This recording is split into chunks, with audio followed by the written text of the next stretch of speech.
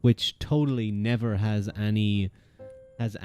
Any Morrowind this week? I'll see. Maybe. I think I'll probably aim to finish off the ASMR reading of Brian Boru and the Battle of Clontarf, because we really only have one chapter left. We only have like 40 pages. We could potentially finish it tonight, but I don't think so. So that would probably be...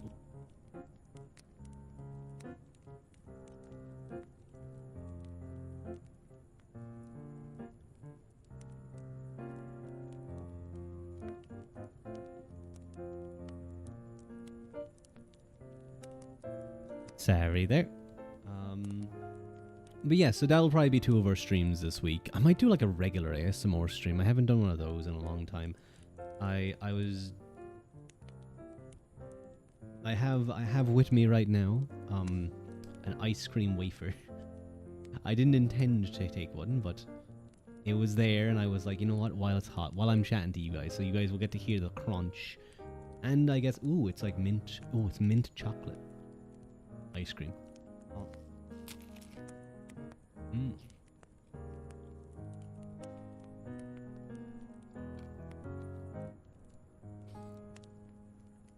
Wait. Reason being is that I just like to drink the drink to shine. I'll have something nicer if I'm eating them. Ah, I see. That makes sense. I think I love the chocolate digestives. With the dark chocolate digestives, I'll say. Dark chocolate. I remember one time I had Galaxy digestives. They were nice. They were definitely noticeably... Like, you could taste that it was Galaxy chocolate, you know? Galaxy... digestive gold is what? What's digestive gold? I don't think I've heard of that one.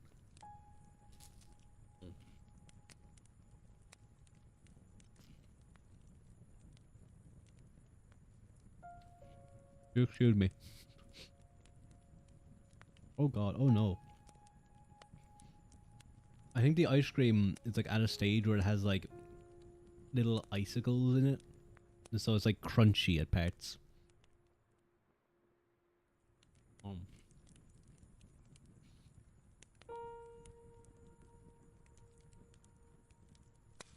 Your regular Ruadh content will be back in a moment after I finish my wafer. Excuse me a moment. But yeah, we don't have too much long on the book. We only have like 40 pages.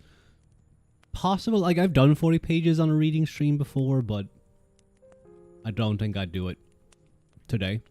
I just don't think I'd have the time. Like, unless I got into reading straight away, then maybe, yeah. Other than that... Oh, I played, during the weekend, I was kind of away, from my PC, but I had with me my Steam Deck. So I booted up and I was looking for a game. I was like, what will I play? And a good while back, I'd say about a year back, I played Batman Arkham Asylum, and I quite enjoyed it. I wasn't the best at the combat, but I think I played it on PC, so it was a little bit more awkward, I think, but I got it to completion, so I was like happy with myself. I've since downloaded Arkham City on the Steam Deck, and it's way better to play on a console, oh my god. And I'm quite enjoying it. I've only played it for like maybe 4 hours, but I'm enjoying it. There's so many Riddler trophies. There is like everywhere I look, there's a goddamn Riddler trophy. How does this guy have the time to put up so many trophies?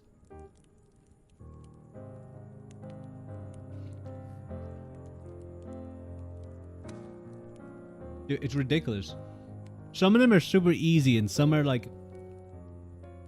Some are... You just have to wait until you get the right tool later in the game, I assume. Others are...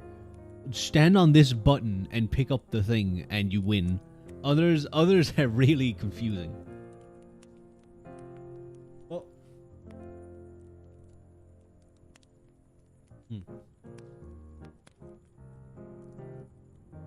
I kind of like it though, because it does this weird thing where it sort of encourages you to mess around with the mechanics of the game. And like think through, okay, how can I use the tools that Batman has to work all this? So I'm enjoying it. It's a fun game. And a noticeable difference to Arkham Asylum, which was a big game by itself, but the fact you're able to like fly around. Were you able to fly? Yeah, I think you were able to fly around. But and then I know Arkham Knight goes even bigger. You get like the car and stuff, and you're able to the Batmobile. To the Batmobile, Robin. No, Batman.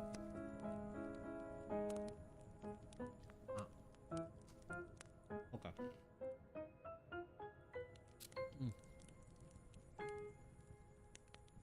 That is enough. That is enough chocolate chip ice cream, methinks. Wasn't the nicest. I've had that ice cream on cones before. It's way nicer. I think with the wafer. I think it was just. I think it was almost too cold. You know when you get that ice in there. You know what I really want to do? I want to watch that. I know Ludwig gave a talk on,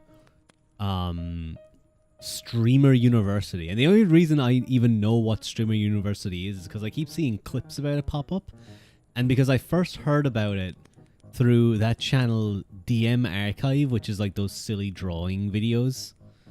Those silly. Oh, hello, laughs a lot. But anyway, I've heard that apparently Ludwig's like talk about being a streamer and a content creator is like genuinely really, really good. Of course, like the main lesson I'm sure is try something like make more kinds of content, YouTube shorts, TikTok shorts, you know, be creative. That shit ain't happening. Here. You guys are gonna like, and then I saw someone post on Twitter, "Hello, Dragon Impact," and it was like, it was like you don't know how difficult now. Like I will say, they were an actual content creator VTuber, but they're like, you don't know how difficult it actually is to be a VTuber. It's not just as easy as clicking the go live button, playing the game, and starting and talking on stream. You have to spend time working on, you know, art commissions, collabs, networking, short content, long form content. And I was sitting there like, nah, buddy. I fucking just click go live and we just see what happens. Maybe if I did make short, if I don't know how to translate. I don't know about short making. I know nothing about editing. That's the issue. Hello, cute, adorable, fluffy. Thank you, Dragon. That's very kind of you. And thank you for the head pat, Mayume. Hi, Mayume. I hope you're doing well. Thank you. Shorts are something I want to try, but I think a big part of it is laziness on my fucking end. Like, I even have a thing where I can mark when something interesting happens on stream. It's like a inbuilt Twitch thingy. It's a stream marker, literally. But it still requires me to I have to download the video. I know you can make shorts from stream content now. I think they recently made a vertical stream, actually. I really should get into that. Your cousin's girlfriend is over for the first time, so I'm hiding in my room because new people scary. Oh, I hope you're okay. Hello, Cast Down Seraph. Welcome in. I hope you're having a nice time. Nice to meet you. Hello, Sunshine. It's good to hear you. In news I never thought I'd hear, Madeline McCann's brother Sean has been selected for the Commonwealth Games in swimming. Huh. Well, you know what? Good for him. I'm glad he's doing his best. Hello. That's a very cute emote. Hype.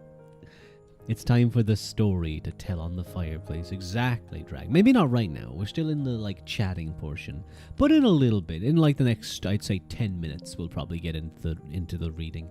Ignore that. That was my noise. That wasn't your PC being weird. Yeah, it's good. Yeah, it's good. Poor lad. Yeah, no, it's good that he's able to live his life. That's still one of the.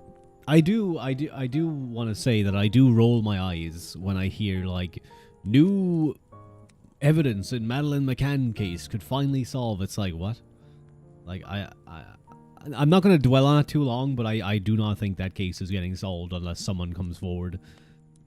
Also, are you ready to question my life choices? I always do that, Mayume. I'm always questioning. I'm always judging you guys. You know that? I'm always judging you. Whenever you tell me about, like, what your favorite food is, or your favorite anime, or, like, your favorite boy from Lads, I'm, like, judging you hard. I'm like, is that acceptable? I bought 2.3 pounds of some kind of powder. Vinegar powder. Vinegar powder? Oh. I heard a screaming sound on the woods. Well, not in this woods. Not in this woods. Hello, gays and gazes. And hello, Lila, it's nice to see you. Vinegar can be a powder? I think, yeah, I think it can, can't it? Is it, like, stronger than regular vinegar? Or do you, like, putting it into... Like, do you put it into, like, water, Mayume, and it makes, like, vinegar? You just put it into the water and it works. You eat... What? What do you mean you eat vinegar powder? How vinegar... Do you just really like the taste of vinegar? Is that safe? Is it safe? Like, I'm picturing it kind of like eating cinnamon. Like, you don't eat the cinnamon powder, you know? It's all safe. I don't know. You're dating a woman? Good job, Lila. Good for you. I'm glad. I'm happy to hear. Wish that emote. That is a great side-eye emote, Seraph. I really like that. That is perfect. Noms on pickled onion. See, like, at least a pickled onion, like, you have the onion in there. The 80% vinegar wasn't... We gotta keep you away from wherever the fuck they're making vinegar. You're gonna fall into a vat of vinegar oil or vinegar, and you're gonna become Vinegar Man. He has the powers of vinegar. What does that even do? What happens when you use the power of vinegar? They make the villains smell really bad. Like, well, just really vinegary, so they're easy to catch later. Looks like itching powder, I guess. Wow, what if you ate itching powder? Oh no. We listen and we don't judge out loud anyways. Based internally judging. I want to be a... I want to do one of those things with, like, a bunch of VTuber friends, and we're all doing, like, the we listen and we don't judge, and like someone says something really dumb, and I'm just there going like, dumb fucking bitch. you fucking dummy. Why would you think that? Like, actively judging them just very quietly. You just hear my whispers over the mic. When you combine the vinegar powder and water together and put it on your skin long enough, it starts bleeding. So I guess falling in a vat of vinegar would make you bleed all over. Probably. It is acidic. It depends on how strong the vinegar is, I suppose. Or you'd be very tasty with a side of fish and chips. What if Mayume. What if we had Mayume and chips? Wanna know the fuck... Are you telling me you eating vinegar powder isn't the fucked up part, Mayume? Is that what you're telling me? Are you telling me that there's a worse part? What do you mean? What do you mean? What do you mean the fucked up part? When you toss it on friends and they're screaming louder, saying ah, your face gets mad and they stick a smiley emoji over on the screen.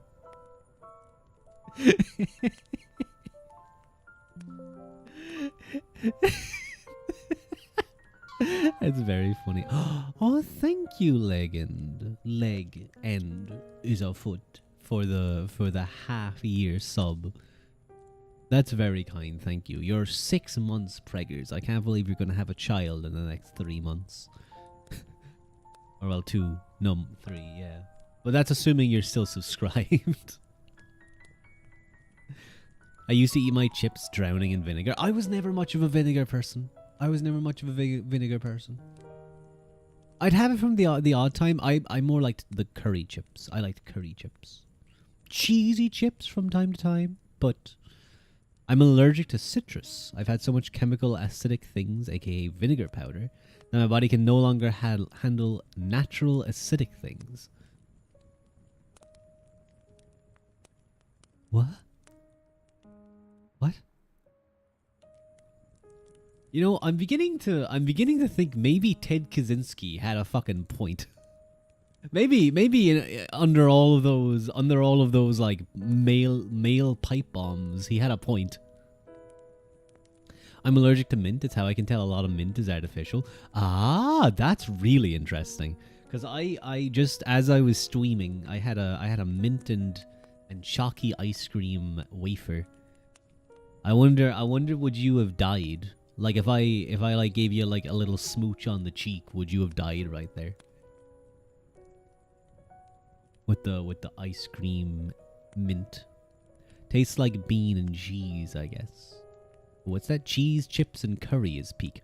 Ooh, I haven't had cheese, chips, and curry in a while. But for me, I have had that before, and it is nice. But I think I prefer just regular curry and chips.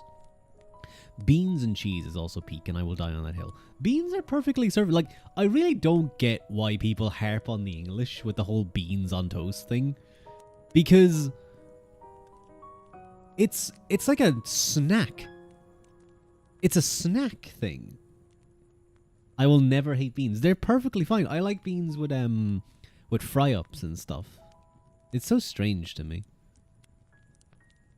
Oi, it's the beans on toast, lad. It's the beans on toast, mate. You want those beans on toast? Like, yeah, it is funny. It is funny to say beans on toast. Proper scouser, lad. Do you want those beans on your toast, lad? Ooh, you made garlic butter grilled cheese, and it was the best thing I ever made. Garlic butter grilled cheese. Ooh. That sounds interesting. That sounds very interesting. Nope, nope. Soggy toast ick.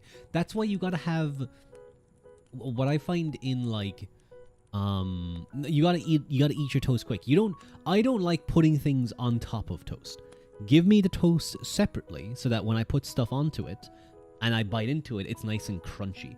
The best fries are where they give you everything, and you have your toast aside, you butter your toast, and you put all your stuff on top of it. You squash between two crunchy pieces of toast, and you go crunch. And then you have the nice meat and rashers and sausage and beans and egg all in there.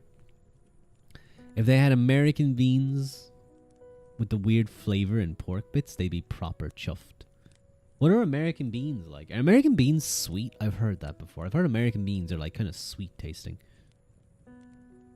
Cheesy beans, core memory. God, if Haru was here, she'd be shouting at me. Just talking about food all the time. I had a very nice, gyro,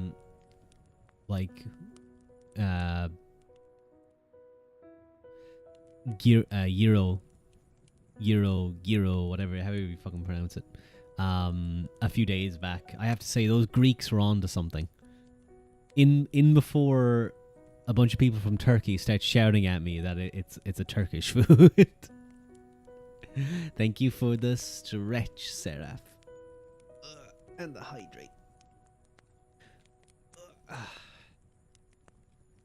Oh, that was a nice stretch of the shoulders.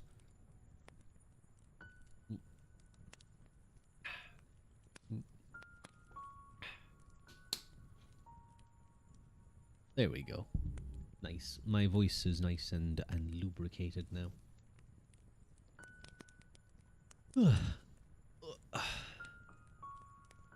Looks nutritious food, I think. Bush's baked beans is a national treasure, just like Hidden Valley Ranch dressing. I feel like I'd want to go to America and like try loads of their food and just see what it's like. Like, maybe not too much, because I feel like it could kill me with so much preservatives. But like, you know, the good stuff, like the good stuff. Some of that soul food. I fear the amount of chemicals in Heinz. Never mind American beans. Fucking, you take one bite of American beans and your body just shuts down because it's just like, oh, that chemical wasn't meant for human consumption. But no one ever knew because they just don't eat beans over there in America. They saw the English eating beans and were like, nope. They make them, but they don't have them. They're a trap for English people when they go over. It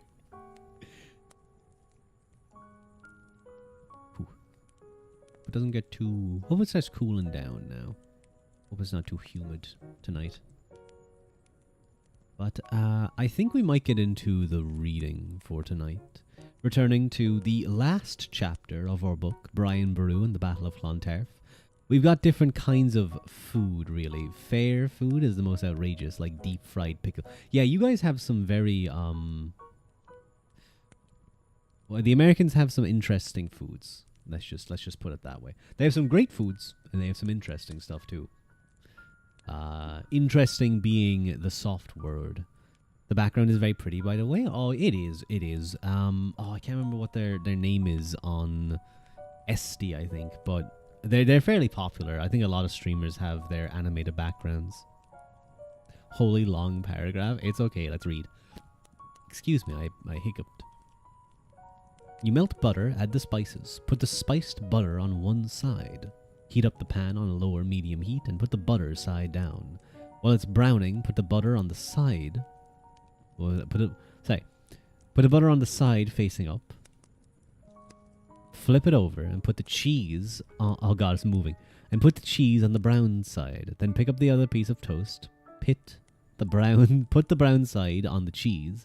Flip it when the part on the pan is browned. Wait until the last side is brown and eat immediately. There's so much browning going on. I forget what words are words. I had much in the way of deep fried food, but I have the utmost confidence in deep fried Twinkies. I remember watching a Japanese... I think she was like... No, was she Japanese? Yeah, I think she was like half Japanese, half something. VTuber years ago. When I was first getting into it. No, don't pinch me, Casey. Don't pinch. When I was first getting into VTubers. And she went on a rant about Twinkies that is still so funny to this day. It was so good. And more preservatives. That was like the point she was making. She was making how horrible they are, that they're terrible, that they're the worst food ever invented. It was incredible. Cotton candy burritos, yeah. Nuclear sandwich. I don't know what a nuclear sandwich is. It's probably very filling. I know uranium is meant to be very, very nutritious in terms of calories. Don't know about those macros, but definitely calories. Twinkies scare me. Good night. Oh, good night, Casey. Good night. We're going to be starting the reading in a little bit if you want to, like, fall asleep to it. Hello, Roma. It's nice to see you. I hope you have a nice time. Modern Twinkie. Oh, wait, no, I read that. Twinkies look yummy, though. We have... What are those? It's like Kinder Bueno Hippos. Do you guys know that one? The Kinder Bueno Hippos. I love those. I don't get them all the time. I don't get them often, but they're always nice when I do get them.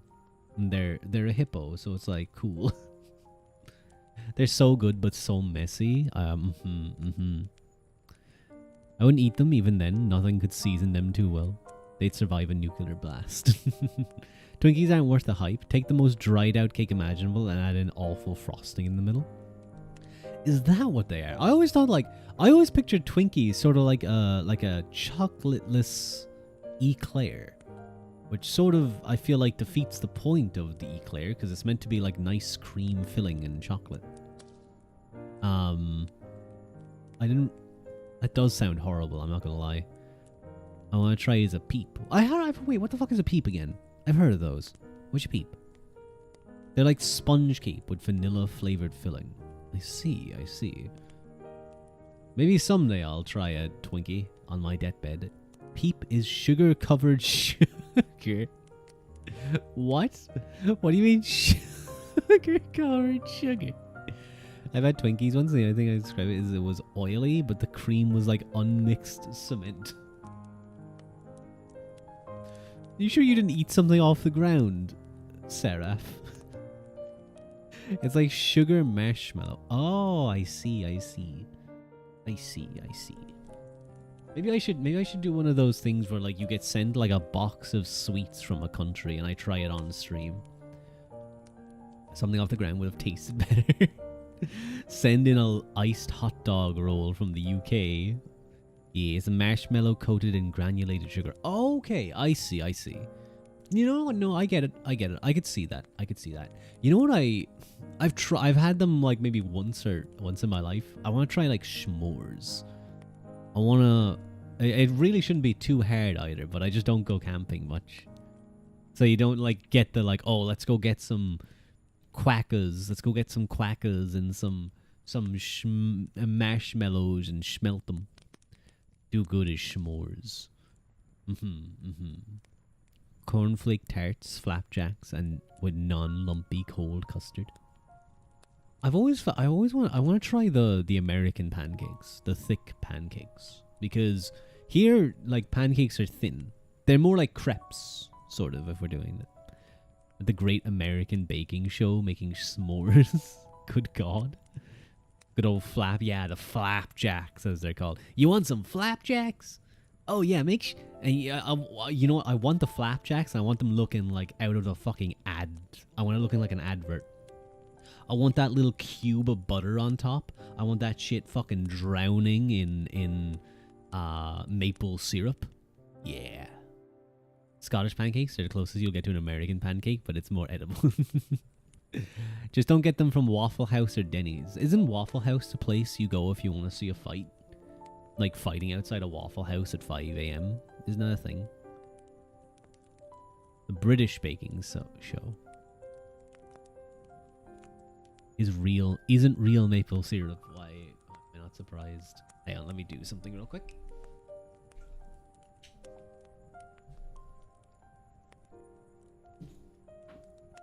It's like 98% cornstarch. Corn syrup. Isn't cornstarch in like fucking everything over there? Isn't like cornstarch like the most used ingredient in fucking America? I feel like anytime I hear about ingredients in America, it's cornstarch. I remember watching a video of a woman having a block of cornstarch and just eating it. Like she was just munching on the cornstarch. You guys like Lay's chips and Cheetos? Over here, Lay's are called Walkers, and I'm actually a big fan of Walkers. I like the cheese and onion Walkers.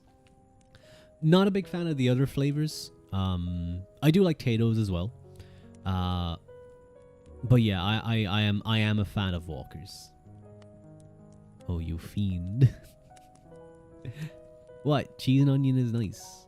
I think in America, the popular flavor, like the other, like cheese and onion isn't very popular, but it's like sour cream and onion, I think, isn't it? Or is it sour cream and cheese? Or I think it's sour cream and onion. Waffle House is hungover munchies food. You go there when nobody else is open. Ah, I see, I see. Corn is heavily subsidized, so we found a way to put it in everything. Ah. Intriguing. Intriguing. Another UK dessert, spotted log. I know of it. I know the name. Spotted dick. It's perfectly fine to say. Sour cream and onion. I think we have that flavor as well. Like some things, like Pringles, we have sour cream and onion. But I would say it's sour cream, or it's cheese and onion. That is like the dominant crisp flavor here. And probably in the UK as well, I imagine. I fucking love barbecue flavored stuff. I love Hunky Dories. I love the Hunky Dory, like kind of brown packet. Oh, it's so good. Salted Walkers will always be the best. I remember I one time tried it was like a new flavor of cheese and onion Walkers. It was like with 45% less salt or something.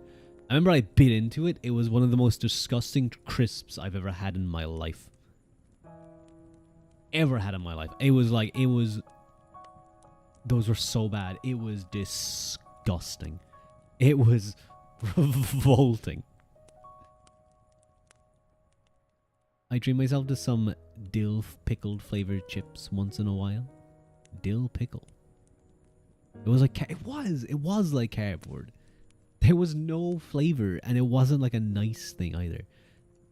Not dill, you goof. Don't be mean to me. Don't call me a goof. I'm not a goof. You're a goof.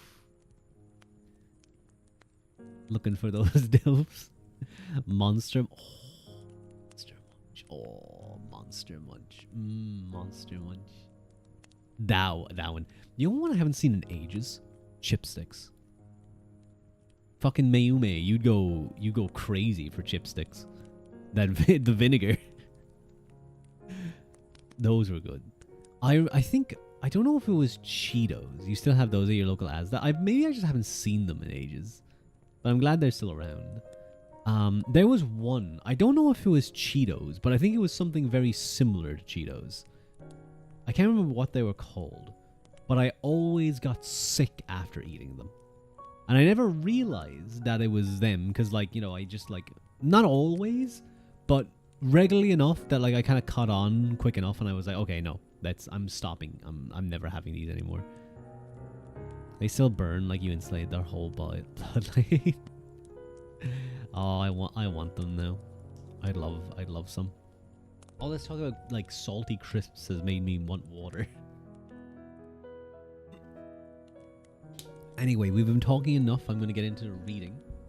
I do hope you guys enjoy. Thank you for the hydrate. I took a sip, so I'll take that as the hydrate. But we're going to get back into our reading of Brian Boru and the Battle of Clontarf. We are in our final chapter, which looks at the legacy of Brian and Clontarf. Huge fan of cheddar. Memory lane. Oh. Sorry. All good. Those emotes are great, by the way. Whoever that Stoema is, they have very good emotes.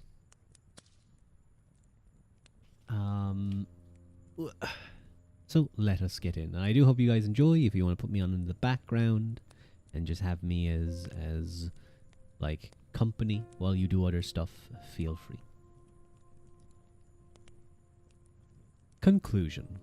The legacy of Brian and Clontarf. Whatever his other achievements, Brian Boru is remembered today for the Battle of Clontarf, and especially for being the hero figure who led his people to victory over their would-be Norse conquerors. In some respects, in the generations since Brian's day, the Irish have thought of 1014 as the medieval equivalent of 1916.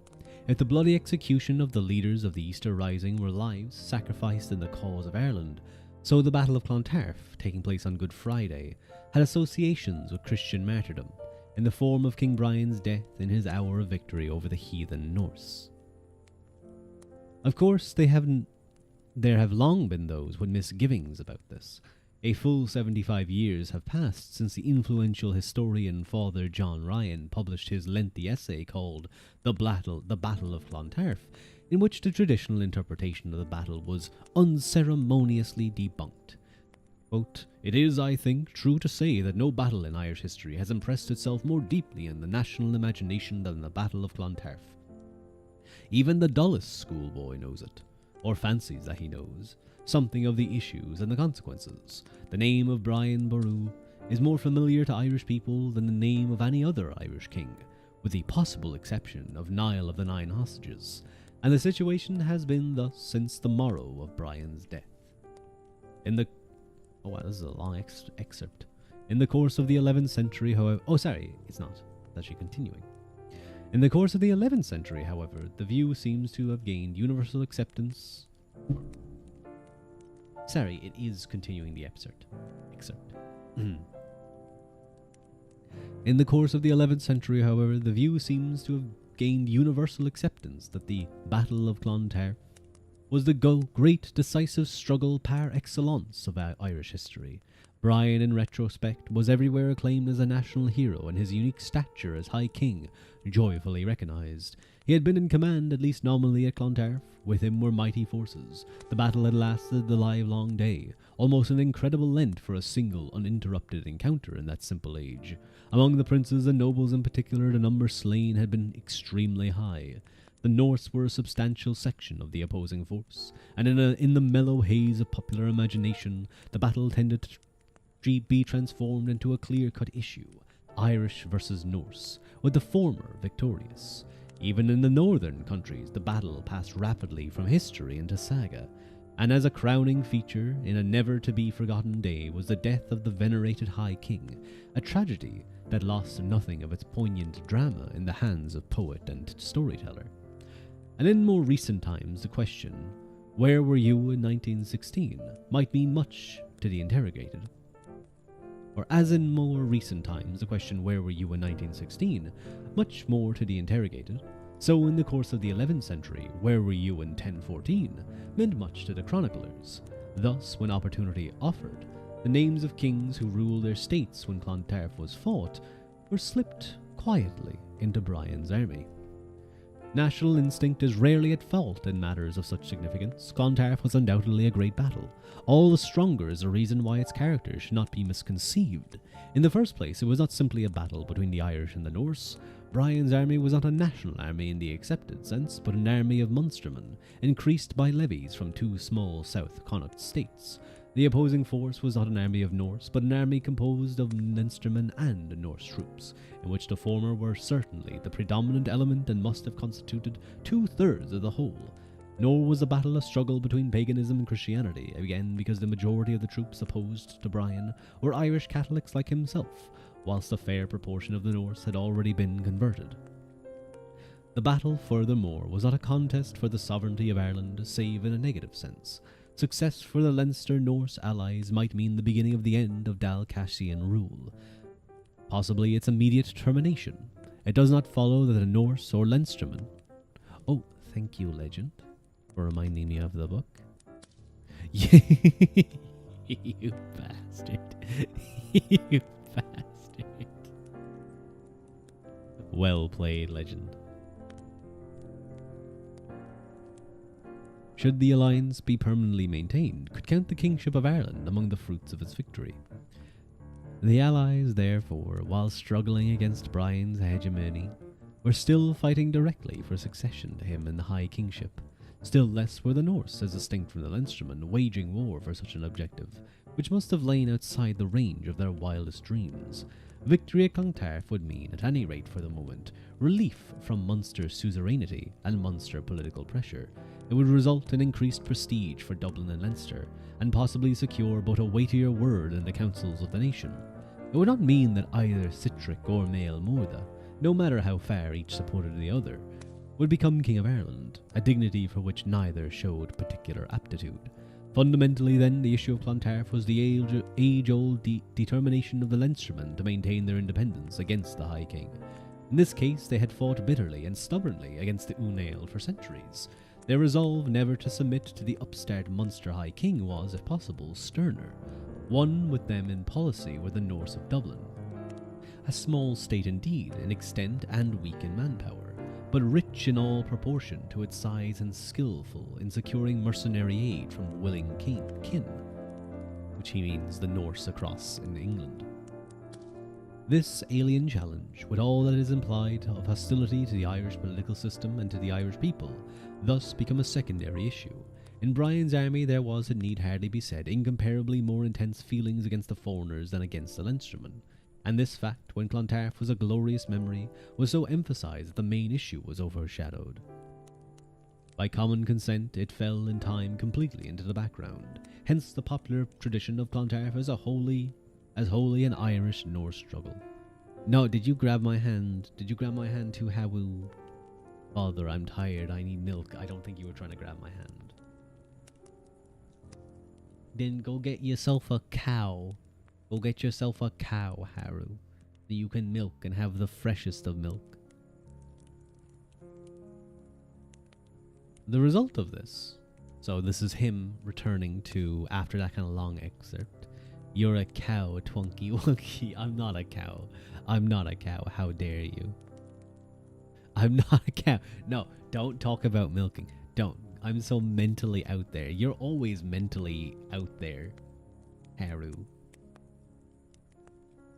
Hey, Haru. Hi, Rave and all. Amazing first impressions, by the way. Don't worry. Well, Sarah, it's very nice to have you in chat as well. I hope you are meeting... You're going to meet some interesting individuals. Where's Femboy Milker when you need them? Okay, one, I haven't seen Femboy Milker in a while, but he always pops in here and there. And I'm not a femboy. Even if femboy milker followed me, I would not count as a femboy. Okay? I need to be cuter. I need to be a little shorter. I need to, you know, the model would have to change quite a bit. I'd have to hire your not. Fuck you mean I'm not? What do you mean you're not? Question mark? Chat, grab him. Grab him. Murder him right now. Get him. Head pats hair. No. I don't know how to tell you this, man. Now we grabbing you, Unk. How am I both simultaneously an Unk and a femboy then? Explain that one to me. Explain that one to me. I don't know many Unk femboys other than me. Just and milk. Ooh, yeah, just hit the jackpot. Are you okay, Haru? Are you? I know you didn't eat much. Have you since eaten, or are you going crazy? Watch, Haru pulls out the Uno reverse, and you're one of them. I am not. I'm not a femboy. I don't know how to break that to you. I'm sorry. Crazy? Oh no. I think this is thirst, not hunger. I think so as well, legend. I was crazy once. Me when I lie. I was crazy once. They put me in a room with femboys. And femboys make me crazy. Crazy? I was crazy once. Anyway. The result of this and other revisionist readings of the Battle of Clontarf has been that nowadays few serious scholars reckon it as much more than the culmination of a rebellion against Brian by the insubordinate King of Leinster and his Dublin sidekicks. But there are problems with this interpretation of Clontarf as nothing more than an albeit major intra-provincial quarrel that came to a bloody head. No alcohol. I'm going to combust and become an alcoholic. I remember there was a day that I had to work really late and there was someone leaving, so a lot of people had gone for drinks and I didn't have any dinner and I had a small lunch. Or I went there and I had drinks afterwards and I was like, I had like 3 whiskeys and I was feeling it. By like my second, I was kind of like swaying already. And by the third, I was like, ooh, I need to sit down. Homeboy combusted. Terrible. Oh, yeah. Eating without soakage, as we call it here. I don't know what you guys would call it. It's just budget drinking. It is that this old alcoholic. I'm not old. How dare you? A rubber room with femboys. And femboys make me crazy. Crazy? I was crazy once. It was a rubber room. With femboys and rubber. Not that kind of rubber. So you're an alcoholic? Soakage? Yeah, that's what I guess what we'd refer it to. You only denied old. I'm not an alcoholic either. Gonna hide my root beer. I remember having whiskey and root beer before. It was actually quite tasty. What kind of shish? Well, like soakage is in like, you know, you eat food and then like it soaks up the alcohol in a sense, you know? You know, you'd have a bit of food before going out for drinking, or you'd have pizza and be like, yeah, that's some good soakage now. That will get you through the night. Mainly pasta or bread. Kind of heavy stuff. Rubber femboys is an interesting way to start the day. I don't. You know, I'm not even gonna go there. I was gonna say I feel like you can definitely purchase that somewhere. And I said it. I would have said it more explicitly, but we move on. We return to Brian Boru, the important part of the stream. But there are problems with this interpretation of Clontarf as nothing more than an albeit major interprovincial quarrel that came to a bloody head. While, of course, the traditional belief that the Vikings were banished forever from Ireland following a defeat at Clontarf is not true either, as Dublin and other Norse enclaves were to remain inhabited, wealthy and powerful, there must surely have been something else to the events of Good Friday, 1014. I think we need to listen and judge a little more openly. So no, I don't know where to buy one Haru. No, I was saying Haru. Seraph was there for it. Seraph was referencing. I was saying, the whole thing. We listen and we don't judge. I'd love to do that with a bunch of VTubers, and like as they're like saying their things where we're not meant to judge them, like, and everyone's clapping, you just hear me quietly over the mic being like, "Stupid fucking bitch, fucking dummy. Why would you think that? Why would you do that? You fucking idiot." Like I'm actively judging them. Do one of those cakes. Oh, I've seen those videos. I saw one where they put the girl's dad. they put one of the girl's dads on it. It's so funny. The hear me out cakes. Those are funny. Those are funny videos. Give him red card, he's saying bad words. No, it's okay, I'm not covering my mouth. It's okay. It's okay for me to say the words, as long as I don't cover them out with my book or hand. Under FIFA rules, it doesn't count. And the dollar sign for cake. Yeah, the hear me out cakes. It's like you have a cake and you stick sticks into it with images of individuals and characters from shows and stuff that you would do it on this. What do you call that type of bracket again? That's not a square bracket, it's the squiggly bracket. You know what? I do like the squiggly bracket, I will say. I better not cut you covering your mouth. I don't think I can. My arm doesn't reach up that high.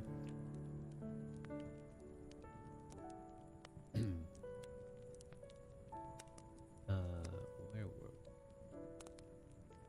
Oh yeah.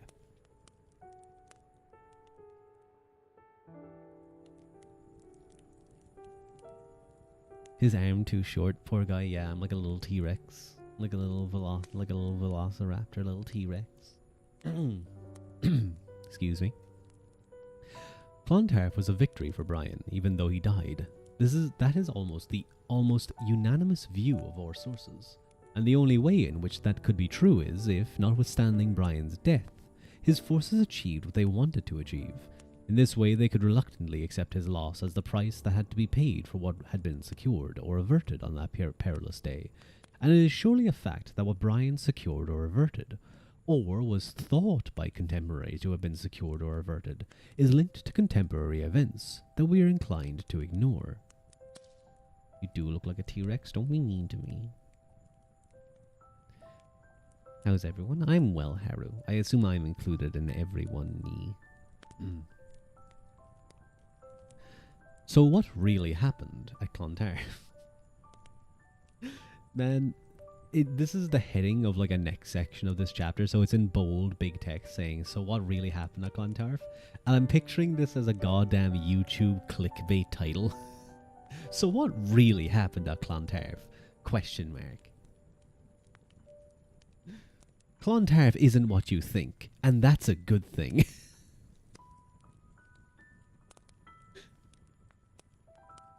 I'm good. Hi, well, I'm Haru. Ban Haru from this chat right now. Mods ban her. Clontarf deserved what happened? Question mark. Brian Boru survived Clontarf? Fled to Argentina? You don't have mods, poor guy. I know. I'm alone. I have nobody. Well, I have you, Haru, so remove yourself. You're like kind of a mod.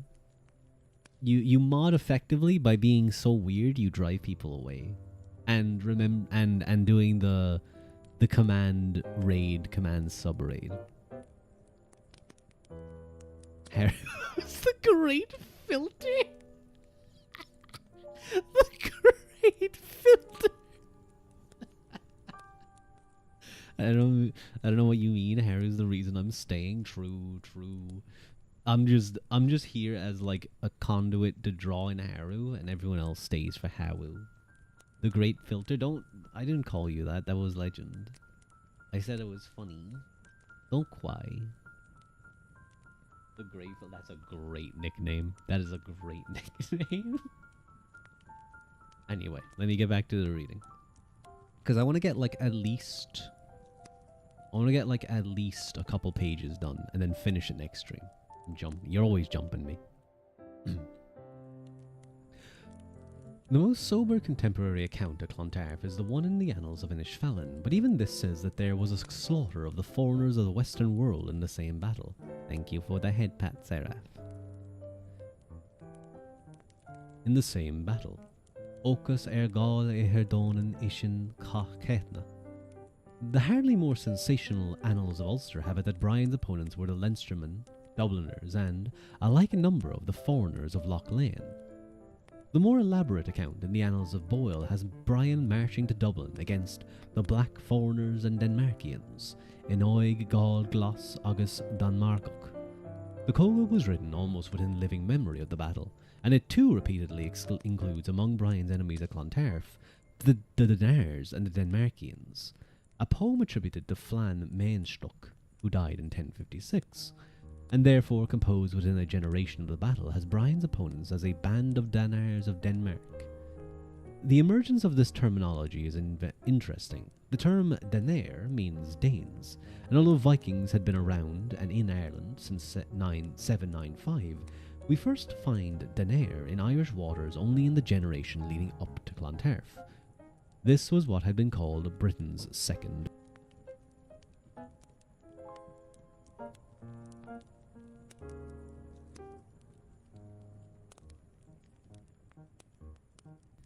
Zowie. You got this, Diva. I'm out of munchies on your ravens. Your package arrived. Time for a dopamine hit. You hope nothing's missing. Oh, well, make sure to lift with your legs. I read a comment, and I don't remember where it's from, but it was a reference, I think maybe to The Simpsons or something. It was like someone lifting something up really heavily, and someone commented like, remember when lifting, lift with your back really violently and twistingly. Lift quickly. I can't remember the exact wording, but it was very funny.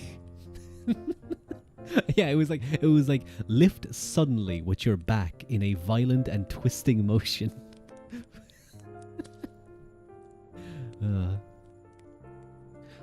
Where were we? Yep, you don't want what I have my friends spawn. What? I don't understand waving those owie.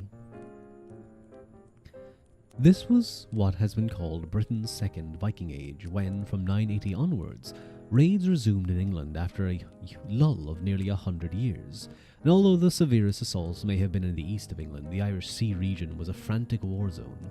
Danar or Danes are first mentioned as arriving on the coast of Dalrieta in 986, when they raided Iona, surely from Scandinavia or the Northern Isles, and they attacked the Isle of Man, with Gorfred mac Airlith the following year. This was 3 years after Gorfred and Brian Boru had exchanged hostages at Waterford before a planned assault on Dublin, which would make Brian an ally, at least indirectly, of those Danes at some point. Slipped disc with fracture.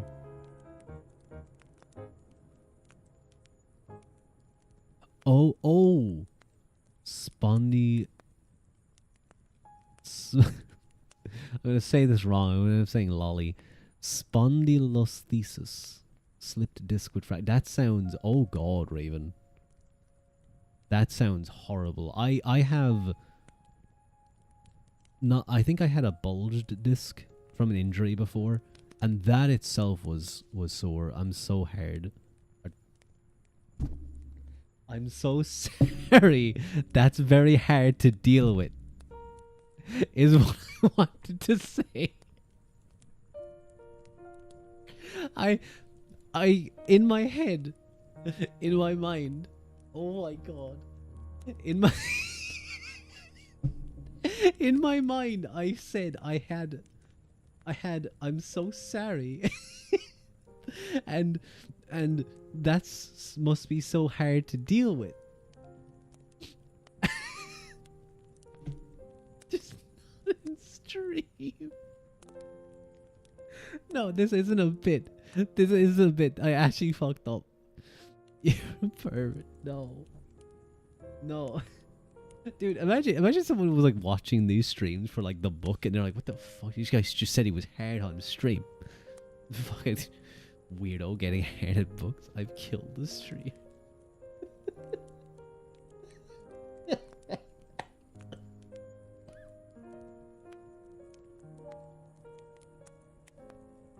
Getting hard over Ireland lore is wild. I'm sorry. If I can't do that, I can't do anything. You're just being mean to me. Oh yeah. Oh yeah, Niall Nogaluk. No, you can't jork it. Please don't be. I won't. I promise. I'll do my best. Anyway. Guys, I think I'm addicted to VTubers. Am I normal? Nah, we all go through like an addictions phase. You'll get over it. And then you'll just watch them casually. Other stream while you're Others stream hard while you're streaming hard. Streaming while hard. I hope you get better soon. Me too, Diva. Don't worry. Diva's a great term. Should use it more.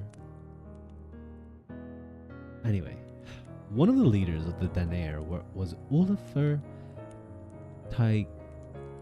Tyrgvason, who would go on to rule as King of Norway from about 995 to about 999. One source claims that Ulfr was born in Orkney and another that his wife Gidda was daughter of Amlaeb Cuaran of Dublin, making him the brother-in-law of King Sitric, who was King of Dublin. And we are also told he had a base in Dublin from which he was raiding in the Irish Sea region was conducted.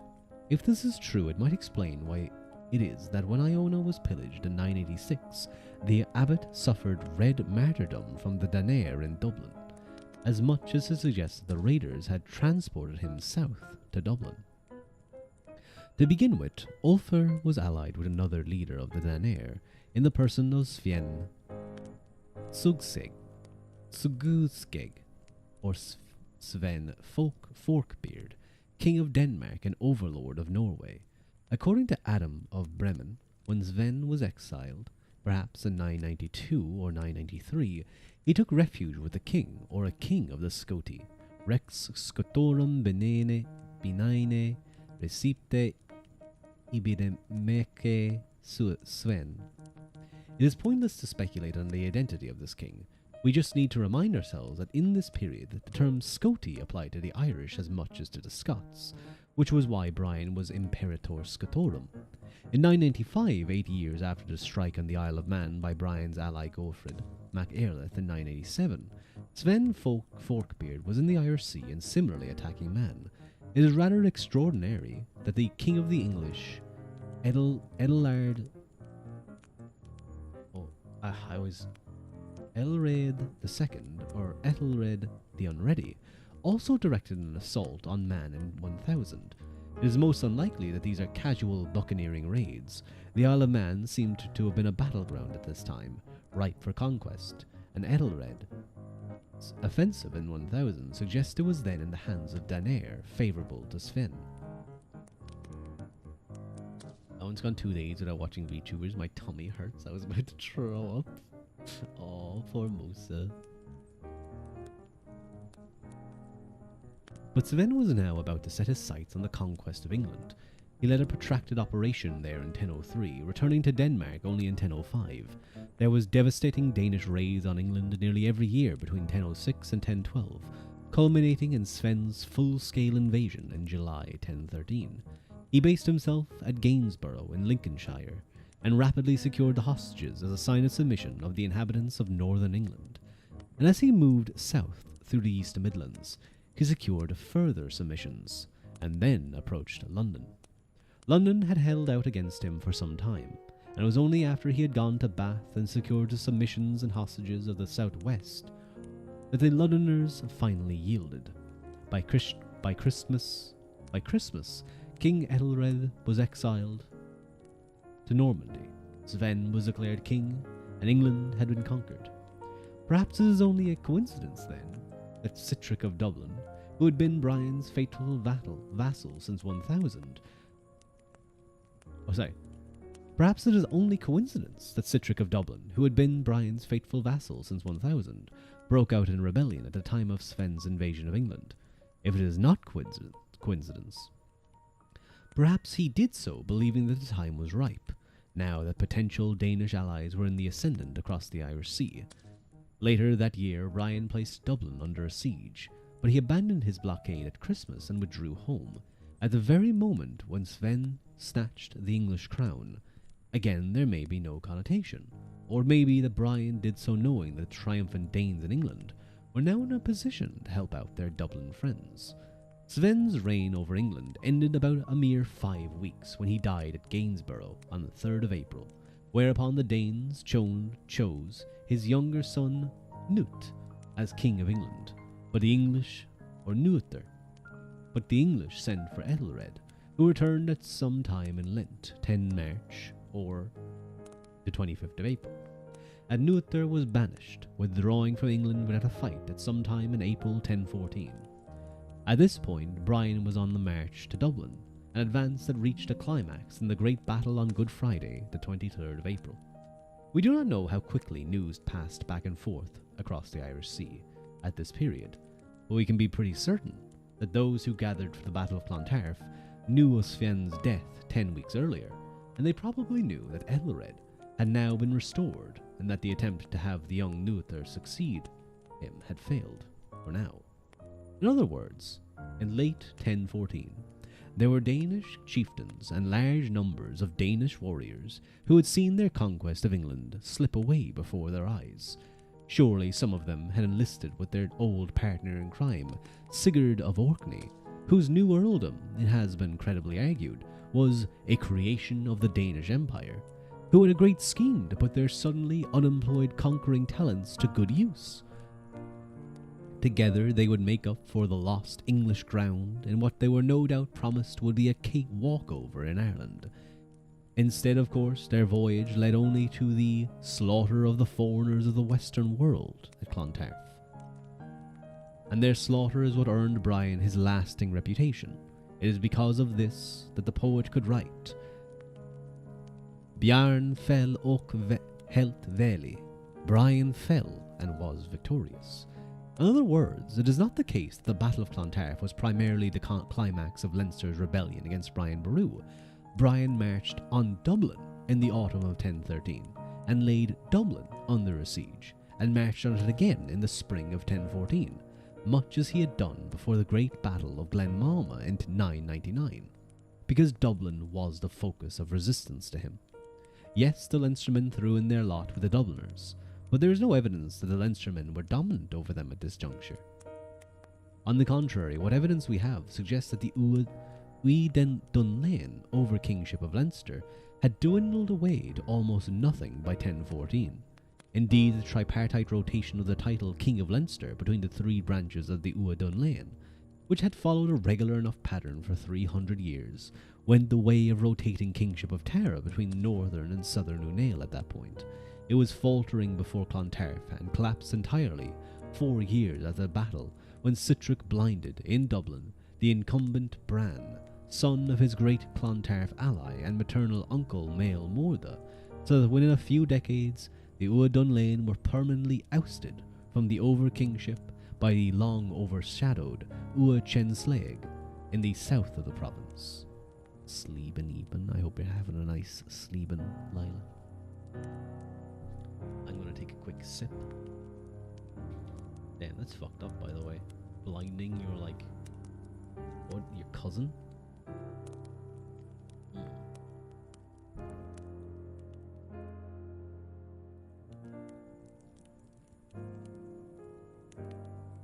Where were we? It is unlikely, therefore, that we will grasp the full significance of Clontarf if we focus on the insubordination of the King of Leinster. There seems to have been a great deal more going on than that, and it is not only later sources that emphasize that it was Sihtric mac Amlaeb who had the upper hand in the Dublin-Leinster axis in Operation de Brian. But Sitrick had evidently learnt the lesson of his shocking defeat at Brian's hands in 999 to 1000, which had led to the unprecedented dominion of the town of Dublin, including its military, naval, and economic resources, by an unwelcomed king of Munster for the next 13 years. In retrospect, it is not the conspiracy against Brian that burst out in 1013 that is surprising, but rather the fact that it took so long. I like it when Ruadh just talks. I see why. Ruadh has a nice, soothing voice. Oh, thank you guys. Thank you. Sitrick's father, Amleb Cuaran, had been one of the great figures throughout the archipelago in the 10th century who, over a 40-year career at various times, held power in Dublin and a large swathe of adjacent territory, as well as in... I think the fire is kind of nice. Maybe I put up the fire just a teensy bit. Where were we? Oh yeah. Shh, Lila sleeping. Okay, I'll be quiet. No.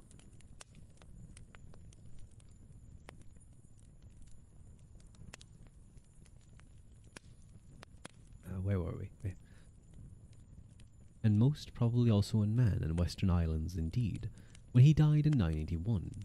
It was in retirement at Iona on the Western Isles, shortly after his defeat by Mael Shocknail MacDonald of the Southern New Nail in a major battle, of all places, at Tara.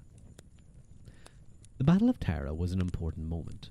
Surely it took place in 980, because that was the year in which the great Northern New Nail, possessor of the kingship of Tara, Donal Uanail, died, and surely too it took place at Tara because succession to the kingship of Tara was at stake.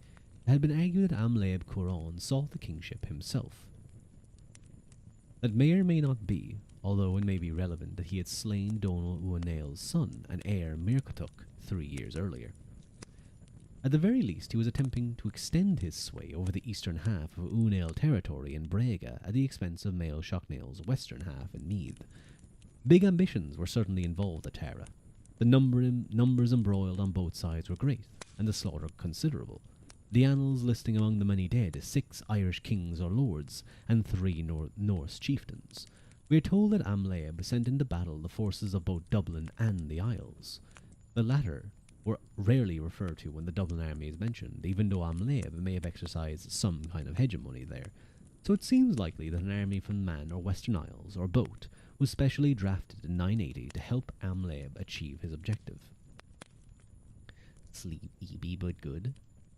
But as usual, I need more hot man art, hot woman art. So things as always. That is as much as the annals of Ulster record. But the 4 masters, Tirganuk and Chronicon Scotorum, have an extraordinary tale to tell of what the victor of the battle, Mael Shocknail, did next, and they now call him King of Tara for the first time. He did not bear this title going into the Battle of Tara, and the writer, for its one account, replicated in all 3 texts, clearly implies that Mael Shocknail secured the title by his victory over Amleb. This very point is made in a eulogy ascribed to the poet Flann Ua Ronan, to the effect that the foreigners gave battle at Tara. A fine musical household went to the attack. The Irish, under slender Mael Shocknail, make the merry, bright, well-made king on the spot. Cat temra tusker goil, at eight teglock brega bin, goidil fa Mael Shocknail sang, regat on in nail corun nugrin. The implication being that it was his leadership on this great occasion that secured him that very kingship.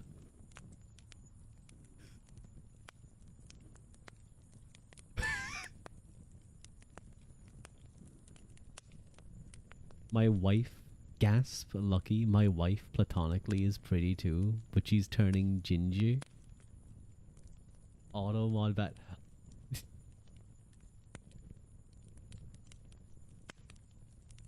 Turning ginger. Ginger is the word automod. I think automod may have thought maybe it was another word. I could see why. But we know it was not that word. She doesn't want to be ginger. It's possible to get her so crazy that she wants to sleep in my place. Anyway. Thank you. Oh my god, thank you, Ravens, for the subscription. That's very kind of you. Thank you, thank you.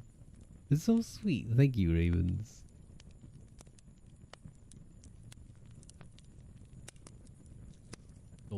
Always appreciated. I do hope you enjoy your emotes. Here we are. According to the annals, Mael Shocknail then marched on Dublin together with the King of Ruadh, who, as the possessor of a considerable fleet, probably blockaded the town from Dublin Bay, and laid siege to the town for 3 days and nights, whereupon they carried from there the hostages of Ireland, including Donald Clohan, King of Leinster, and the pledges of the Unail likewise, obtaining his demand for 2,000 cattle, 1,000 together with jewels and treasures. Mael Shocknail secured the freedom of the Unail from the Shannon to the sea, from tribute, and announced the famous rising, "Let every one of the Irish who is in the foreigner's territory in bondage and oppression come forth to his own country for peace and comfort." That captivity was the Babylonian captivity of Ireland. It was next to the captivity of Hell. It's on the Imoro for Fuchar Mael Shocknail in Aescree Nardrick. Oh, that's way too long. I'm not reading all that. That's a way too long passage. We have no idea when this was written, and it is so effusive that there is a strong possibility that it was written later and inserted in the annals from a literary type source written to glorify Mael Shocknail. But whoever wrote it had an extraordinary conception of the dominance of Amlaeb Cuaran. He was holding the King of Leinster as a hostage in effect, therefore claiming to be his overlord. He had secured 2 of the hostages, or pledges of hostages, of the southern Unail from the Shannon to the Irish Sea. There is presumably the author's rationale for not calling Mael Shocknail King of Tara until he had triumphed over Amlaeb in the battle of the same name. If Amlaeb was not de facto King of Tara himself going into battle, assuming the incumbent Donal Uanail had already died, he was the obstacle in the way of Mael Shocknail securing the title, and it is remarkable to think what might have happened if Mael Shocknail had lost and Amlaeb won. But Amlaeb did not win. The Annals of Ulster say in a significant statement that the outcome of the Battle of Tara was the ejection of the power of the foreigners from Ireland, as a result of which Dublin remained largely quiescent under Mael Shocknail's overlordship thereafter. Under the terms of the Blen Fatog Agreement in 997, however, the King of Tara ceded suzerainty over Leath Moga, the southern half of Ireland, including Dublin, to Brian Boru, although it was going to be up to Brian to procure Dublin's submission for himself. That presented an opportunity to Brian for the reigning King of Dublin, Amlaeb Cuaran's son Sitric, to reassert his dynasty's former autonomy, but his hopes were spectacularly crushed by Brian's victory over him at Glen Mama 2 years later, another pivotal battle that, had it gone the other way, would surely have put paid to Brian's chances of national dominance. As it is, this humiliation of Sitric meant that the Dubliners had to tolerate Munster domination until such time as an opportunity came to break free. That opportunity did not come until 1013, amidst the upheaval of the Danish conquest of England, when change was in the air, when unparalleled numbers of Scandinavians and insular troops and warships were at hand, battle-ready and confident of the new possibilities. These are the men under the raven banner of Jarl Sigurd of Orkney, manning the vessels of Broder of York or the Isle of Man, whom Sitric of Dublin recruited to his cause, and who lined up on the shores of Dublin Bay in April 1014 to take on their Munster oppressor, as Brian must have seemed. There is no telling at this remove what they hoped to achieve, but if England could be won and lost, Ireland surely seemed a sitting duck, and the question that was asked of Brian on that Good Friday was whether he would crumple as Ethelred the Unready had done in the face of Sven Forkbeard the previous summer. That he did not was his claim to fame. That he gave even his own life to the task was his indisputably remarkable achievement. Okay, I'm not gonna. I think just the fact that this is Irish history, like my people's history, is sending shivers across my body reading that. That was a very, very well written section. That was. I get that. Some like when you're reading. Like when you're reading like a 40k extract. That's very much like, the unwavering power of the human spirit type situation. It's like, yeah, fuck yeah.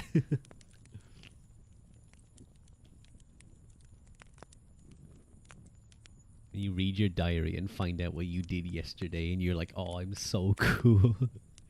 Oh, thank you for the hydrate, Seraph. I will take a sip of water. A sip of water.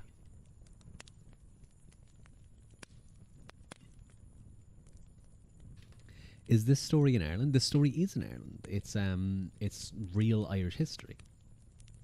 Of course, we're nearing the end of the book, but the Battle of Clontarf, Brian Boru, these are real people. Don't grab my hand. Don't handhold me, Haru. Get your motherfucking hand off me. Get your hands off of me. Don't try and be hand-holding. I do like that I accidentally created the hand-hold ability. It's kind of funny. How many pages is this again? Well, it's about... I wanted your tits, bro, not your hand. What the f... Well, I'm sorry. You're the one who's grabbing my hand while I have my book up. At least they're honest. Haru always is. How many pages have we read? Okay. We're doing okay. We're doing okay. My 1/4 Irish heritage was tingling. Goo goo gaga, I'm losing my mind. When aren't you, Haru? The aftermath of Clontarf. The after effects of the death of Brian and his intended heir Mirkwood were great, although our main sources of information, the annals, are written in such a flavourless way that, on the surface, it is as if life went on as before. But Ireland had lost its dominant political figure. Whatever arrangements he had made for a succession, which, given his age, were inevitably sooner rather than later, were thwarted. All eyes, no doubt, were on Dalkesh to see if it would throw up from among Brian's kindred a worthy heir, but the problem was that Brian had 2 sons in a position to challenge for the kingship. One was Gormlaith's son Dunca, and the other was Tig, whose mother was Eachred, daughter of Carlos of Ua the Odba, although Dunca seemed to have been the more senior and therefore immediately sought to rule.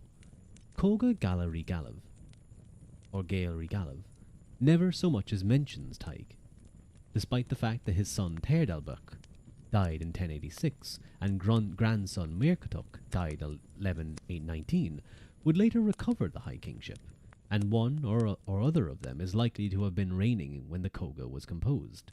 Instead, the only version of the text that deals with the aftermath of the Battle of Clontarf depicts Dunca as a kind of Oisin in Nena Nathena, who picks up the pieces after the destruction of the Dalkesh forces at Clontarf, secures the absolute loyalty of his weary, wounded and dying men, and shows extraordinary fortitude in leading the survivors home, through the lands of fateless traitors and rebels, to Cain Corrid. Because you're forgetful as fuck, I'm losing everything? No, I was good this week. I didn't forget anything. Hope you guys remember to manually breathe, by the way. Why would you do that to me while I'm reading? Slides a hot anime picture towards Haru to distract. Thank you, Ravens. We gotta throw hands.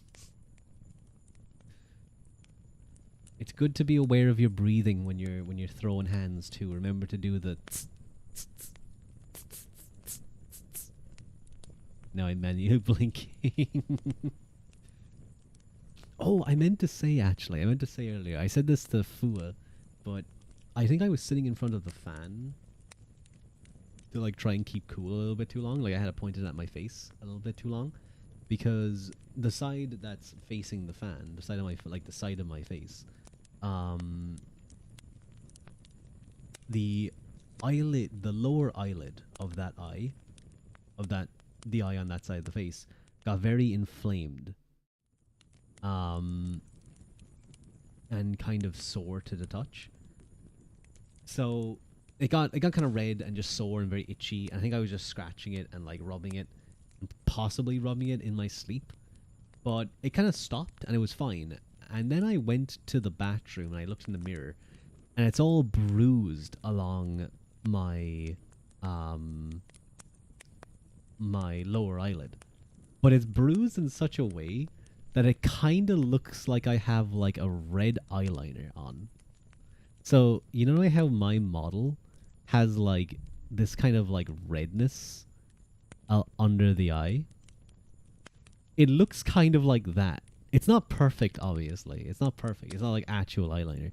But it kind of has that look. Oh, there's snails all over me. It kind of has that look. It's very funny.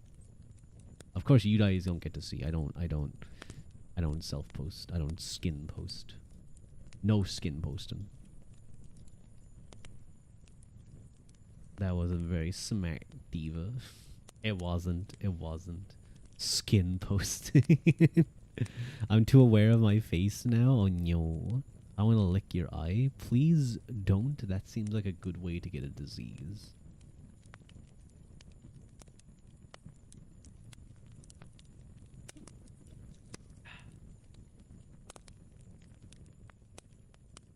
Where were we? Oh yeah. The other problem for Dalcaish was that they had been dominant in Munster only for the previous half-century, and their former Oanocht masters were bound to try to stage a recovery. Therefore, within months, if not weeks of the Battle of Clontarf, we find the much-depleted army of Doncha MacBrien again at war with the Oanocht Rathlind, and fighting and losing an initial contest with his half-brother Taig. Although Taig joined Doncha at Limerick in 1015 in successfully withstanding an Oanocht invasion, which may have put paid to their rebellion, internal opposition remained. Doncha lost his right hand in an attempted assassination in 1019, and was complicit in the murder of Taig in 1023. This, though, settled the issue of the succession to Brian, until Taig's then teenage son, Teardalbuch, was in a position to raise the issue again in the next generation. For a brief period in the 1020s, therefore, Doncha MacBrien began to look as if he would recreate his father's ascendancy, obtaining the hostages of Connacht in 1025, and reaching a pinnacle of success the following year when he replicated, on a more modest scale, one of Brian's great circuits, going north the Mead and then eastwards from there to Brega, then succeeding in doing what his forces had failed to do after Clontarf, marching on Dublin and spending 3 days with no opposition, having his camp beside the dune or fortress, and from there marching on into Leinster and Osraig, and more to the point obtaining the hostages of all these 5 kingdoms in a sign of submission to him. It was probably after this triumph that he commissioned the ornamental shrine of the Stow or Lura Missal, in which he is depicted as Rig Herand, King of Ireland. But it was a shallow boast, as he had no prospect of securing hegemony over the north, and his fortunes began to dip thereafter. Can I pluck your eyelashes then? No plucking my eyelashes. I need those. They protect the eye from dust and infections. Exactly, Ravens. My eye would get all sticky and gross if I didn't have them.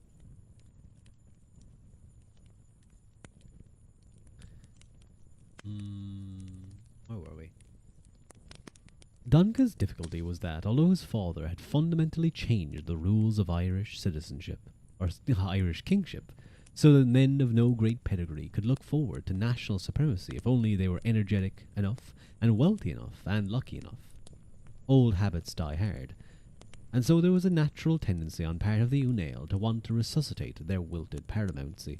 Thus, at the same time that Doncha MacBrien was trying to hold things together following the death of his father and older brother at Clontarf, the most senior surviving leader in the country, Brian's predecessor, Mael Shocknail MacDonald of the Southern Unail, naturally attempted to reassert his dominance, and it may have been Mael Shocknail's panicky efforts in those years to make the case for his reinstatement that lie behind the contemporary production of so much pseudo-historical propaganda material that emphasizes the Unail's unassailable claim by force of supposed tradition and birthright to an immemorial high kingship. Furthermore, Brian had discovered how difficult it was to keep the Northern Unail complicit or compliant, and they too sought to fill the vacuum left by his departure. Oh, hello, Liz. Thank you for the name pronunciation. The name is Rua Ua Quilta. Rua Ua Quilta. It's okay, I'm here. As his maid, I shall remove all the dust in the forest. Oh, well, that's sweet of you. Please don't remove my eyelashes. Within a year of the Battle of Clontarf, therefore, Blaebatuk Uanail of Kinneal Known had come south, while the annals remained sympathetic to Mael Shocknail, the former High King now trying to turn back the clock and paint the Northern King as his ally, marching with him to Dublin to burn the Dune, and then invading Leinster and Osraig in 1015 to obtain their hostages.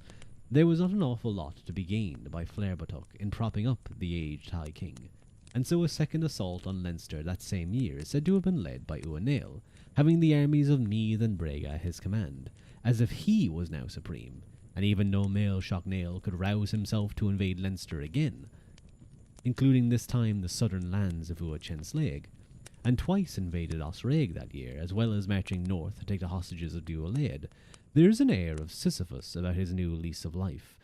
True, he defeated the Dubliners in battle in 1017, but it was at Obda in County Meath, suggesting that they were closing in on him rather than the reverse, and by the following year he was at war with the Northern Unail.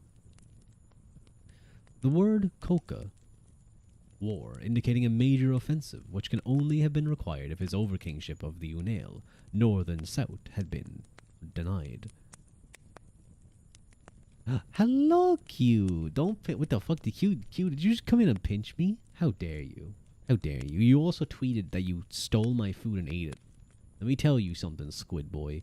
Fucking squids on the menu for tomorrow. Get back here. Hello, Easton. It's nice to see you as well. How are you? He could rouse himself. Me too. You could rouse me? You know, that's important. And at nighttime, like when I have to get up, I'm kind of an eepy baby. So I don't mind being roused. Make him wear my maid dress. That doesn't happen. Okay, it does sometimes. I do have to be put on a maid dress sometimes. No, just keep reading. Q, the DILF lover. Yes, Q, the DILF lover. The old man lover. That is exactly who that is. Where were we? We were... I hope both of you are doing well, by the way. Oh, yeah. I heard Dills. What are we talking about? And... oh my god, guys, stop. Autobot is, like, trying to stop everything. But Q is well known for his love of the older men.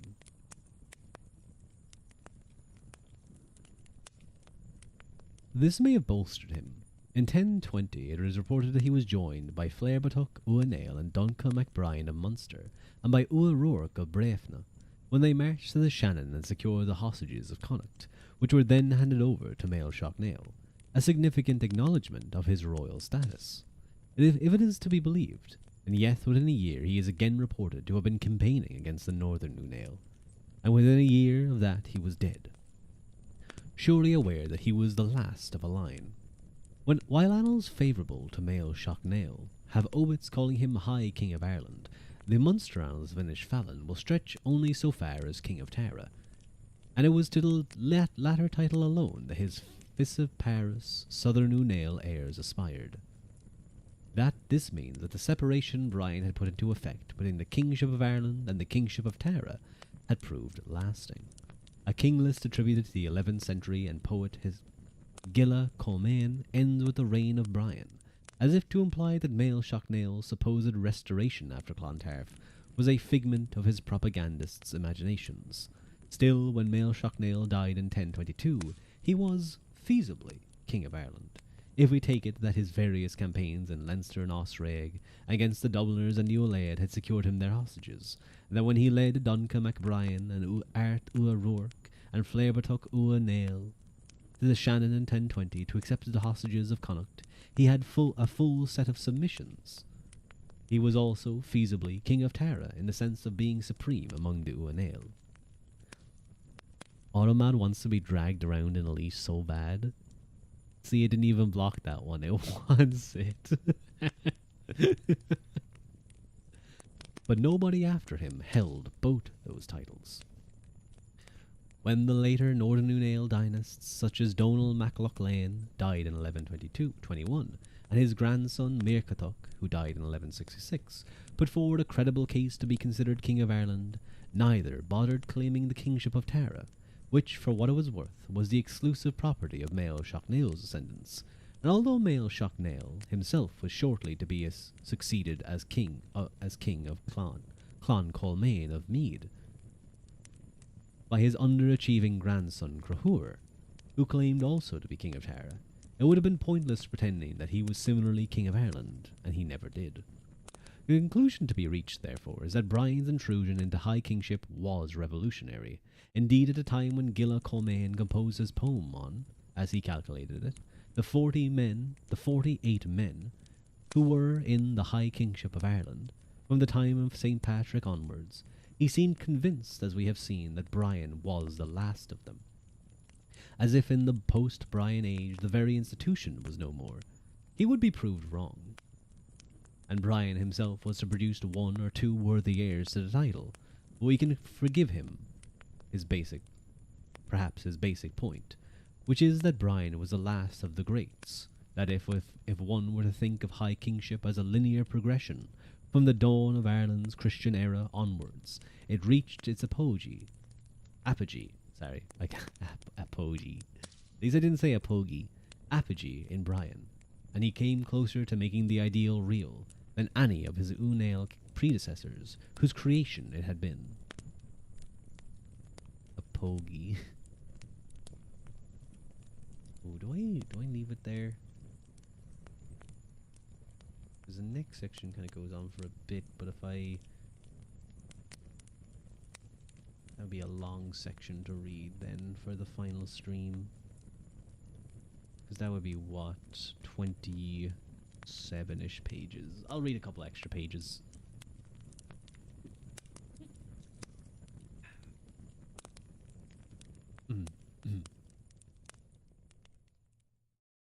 Ireland and its neighbours after Clontarf. Shifting our focus to the wider political scene, if the career of Brian and its climax at Clontarf teach us anything, it is that we cannot afford to be blind to the broad landscape against which Irish politics in that age were played out. As we have seen, for instance, the titles that analysts give individuals and their obituary notices in particular are frequently exaggerated but rarely invented, as the object was to sing the praises of the deceased. There was no room for a claim that bordered on the ridiculous, and there was usually, therefore, more than a germ of truth in the title used. So when Brian is accorded in his obit among his lesser titles, that of High King of the Welsh, it constitutes evidence of interests there, although it is very difficult to know exactly what they might be. The man who ended the efforts of Brian's son Doncha to secure the high kingship was Diarmuid MacMail na Mó, who was not from the Unail, but, like Brian, an upstart from the South Leinster lineage of Ua Chenslaig. He never gained supremacy throughout Ireland, but at his death in 1072, like Brian, and only Brian, he was described by an Irish annalist as King of the Welsh. What is more, the Welsh annals have a remarkable and unusually glowing obituary notice of this Leinster king. Clearly, therefore, Diarmuid MacMail na Mó, like Brian before him, was heavily involved in the Welsh affairs. It is notable that when Cynan ab Iago, I have no idea how to pronounce Welsh names. This shit's fucked up, by the way. Welsh names are just really fucked up. The would-be ruler of Gwynedd, north of Wales, fled across the Irish Sea in or after 1039. He married into the dynasty of Sitric Silkenbeard of Dublin. And the product of that marriage was his famous son, Gruffud ap Kynan, who died in 1137, who was later to establish stable rule for his family in North Wales. It is perfectly conceivable, then, that the Irish annals labelled Diarmait Macmail na Mó King of the Welsh for no greater reason than that he had championed Kynan ab Iago's cause, with a view to securing the restoration of his dynastic line in Gwynedd, and we can envision King Diarmait providing Kynan with a sanctuary in Ireland and military resources for coup attempts across the Irish Sea. Welsh names are really hard to read, but then when you're told how to pronounce them, you're left feeling like an uneducated child. That's like an uneducated chud. Even worse. Chud. I do feel dummy when I'm reading this. If I fall asleep, may I be tucked in? Don't worry, you'll be tucked in, Ravens. You're a subscriber, you get the premium treatment. You get tucked in the bed. The non-subscribers, I just pick them up by their shirts. I just pick them up and I just throw them onto the bed. If they hit their head off the wall, that's their own fault. If they bash their skull off the metal frame, that's their own fault. Hey, what about your friends? You get body slammed into a bed, knocked unconscious, and that's good. Hello, Divis. It's nice to see you. How are you? Wow. Well, it's okay. It's like when you're young and you're like doing wrestling moves. Whales? You mean the sea mammals? Who's throwing who in a bed? Ravens asked to be tucked in. I said sure, because he's a sub.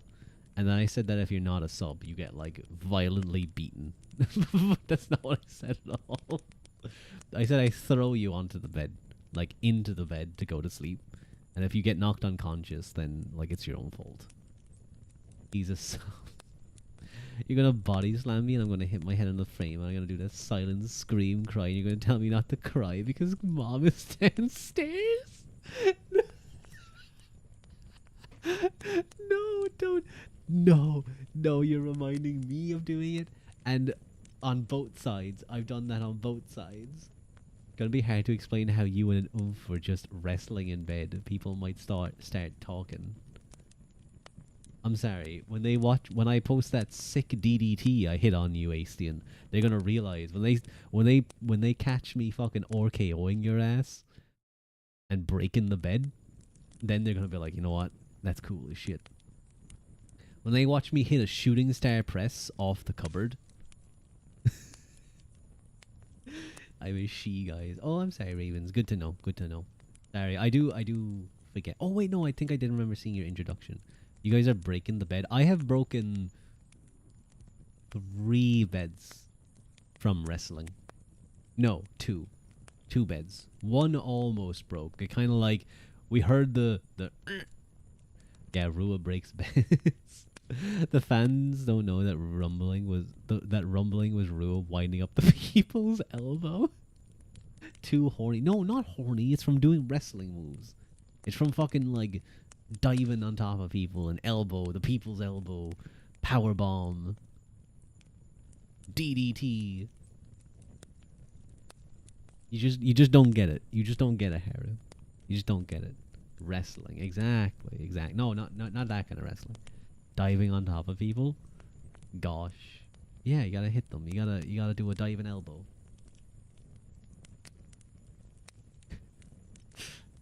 AC and Q, you guys missed it earlier. Someone was mentioning, I think it was Ravens, wasn't it? Or was it someone else that they have they had a slip disc before. And I was saying, and I tried to say, I'm so sorry. Well, in my mind, I was like, I'm so sorry, and I also wanted to say, that must be so hard. And I guess the two got combined. Because instead I said, I'm so hard. And here comes Ruadh with a steel chair. You know what? Q, you can be my tag team member. You can be part of my tag team, and you can be like the guy who does all the flippy shit. You can do, because you're like small, so you can do like all the flips. Hard on the stream. Freak. Speak your truth, Diva. It's not the truth. It was a slip of the tongue. It was an accidental word. Okay? It was a mistake. And it won't happen again. Whatever you say. A hungry man thinks of bread. You slipped on your tongue. It was a slip of the... What? You slipped on your tongue? Where? What? Hyde says I'm about to die from blushing. I'm sorry, Ravens. I'm sorry, Seraph. You're getting an interesting stream today. Not all my streams are this entertaining, by the way. My ribs hurt from laughing so much. Oh my god. Well, you know what? You know what? I may fail at ASMR. Gomene, Ruadh is just violent with me. Well, Q, I'm sorry, but have you seen your model? It's the type of model that encourages violence against it. I'm sorry, but you see cute squid boy, you just wanna give him like a little punch in the tummy. You just wanna like choke slam him. Hi Tasty. All his streams are this entertaining. Don't listen to him. No, Astian, I have to constantly downplay myself. So the chat goes, "No, you're so cool. You're so funny. We love your streams. You should know this. You're a streamer too. I have to have my fucking surge of compliments." Twink on twink crime. No. What is this violence thing? I don't know. Maybe the heat's getting to me.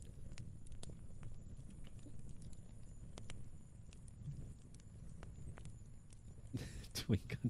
I'm not a twink. I'm not a twink. Maybe if I lost a couple more kg, we could start calling it the heat getting to. Oh my fucking god! I'm. No, we did the test before. I think at this stage the fucking reading's over. I'm gonna fold this. I think it was on this page. There we go. Diva, we're looking at you right now. You're a twink, I'm afraid. Yeah, and you're a lone alpha switch. yeah. So what? Lone alpha switch was what I got on the quiz. What did you get, lone alpha? Oh my god. What does that mean? Does that just mean like I'm an alpha but I fail at being an alpha in those universes? Me and Ruadh are alphas. We're so freaking swag. You're an alpha, Q? I'm like genuinely alpha with no game. Yeah, that actually sounds kind of right. I'm not good with flirting. No, you're an alpha, but you're a lone wolf, like a cool dude. Ah, yeah, that's so true. Yeah, I'm an alpha. Yeah. Alpha who desires to be omega, so he fun. No, I don't think that's what that described. I don't think that's what that described at all. Have you done, Astian, have you done the Omega verse quiz? I wasn't forced to do it. I saw it on a AO3 tag unconventional. I see. We did like every now and again I'll do like a silly stream where I'll just do like quizzes at the end or like throughout and we'll just see what I get. We did like I don't think we did a My Little Pony one yet, but we did like princess quizzes, what Disney princess you are, what like bird you are. Like I forget what we did, but we did some interesting stuff. We did some fun stuff. They're fun ways to pass the time. I should do one of those again. They're very silly. And they put you into answering very awkward questions. Because I was like, what? It was like, what is your Prince Charming look like? I was like, I don't fucking know, game. Leave me alone. I got Loner Alpha one time and something completely opposite the second time.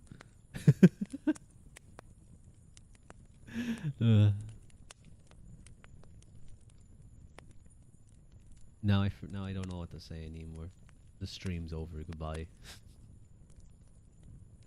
No, Hey Ruadh, I got a quiz I gotta send you sometime. Do you know Percy Jackson? That's the story about the kid who finds out he's like half something, half one of the Greek gods, and like the pantheon, and they have like a little summer camp, and they all go to summer camp, and like there's like dangerous creatures. I remember reading some of those books. I remember reading a good number of them, but I completely blank on what happened in them.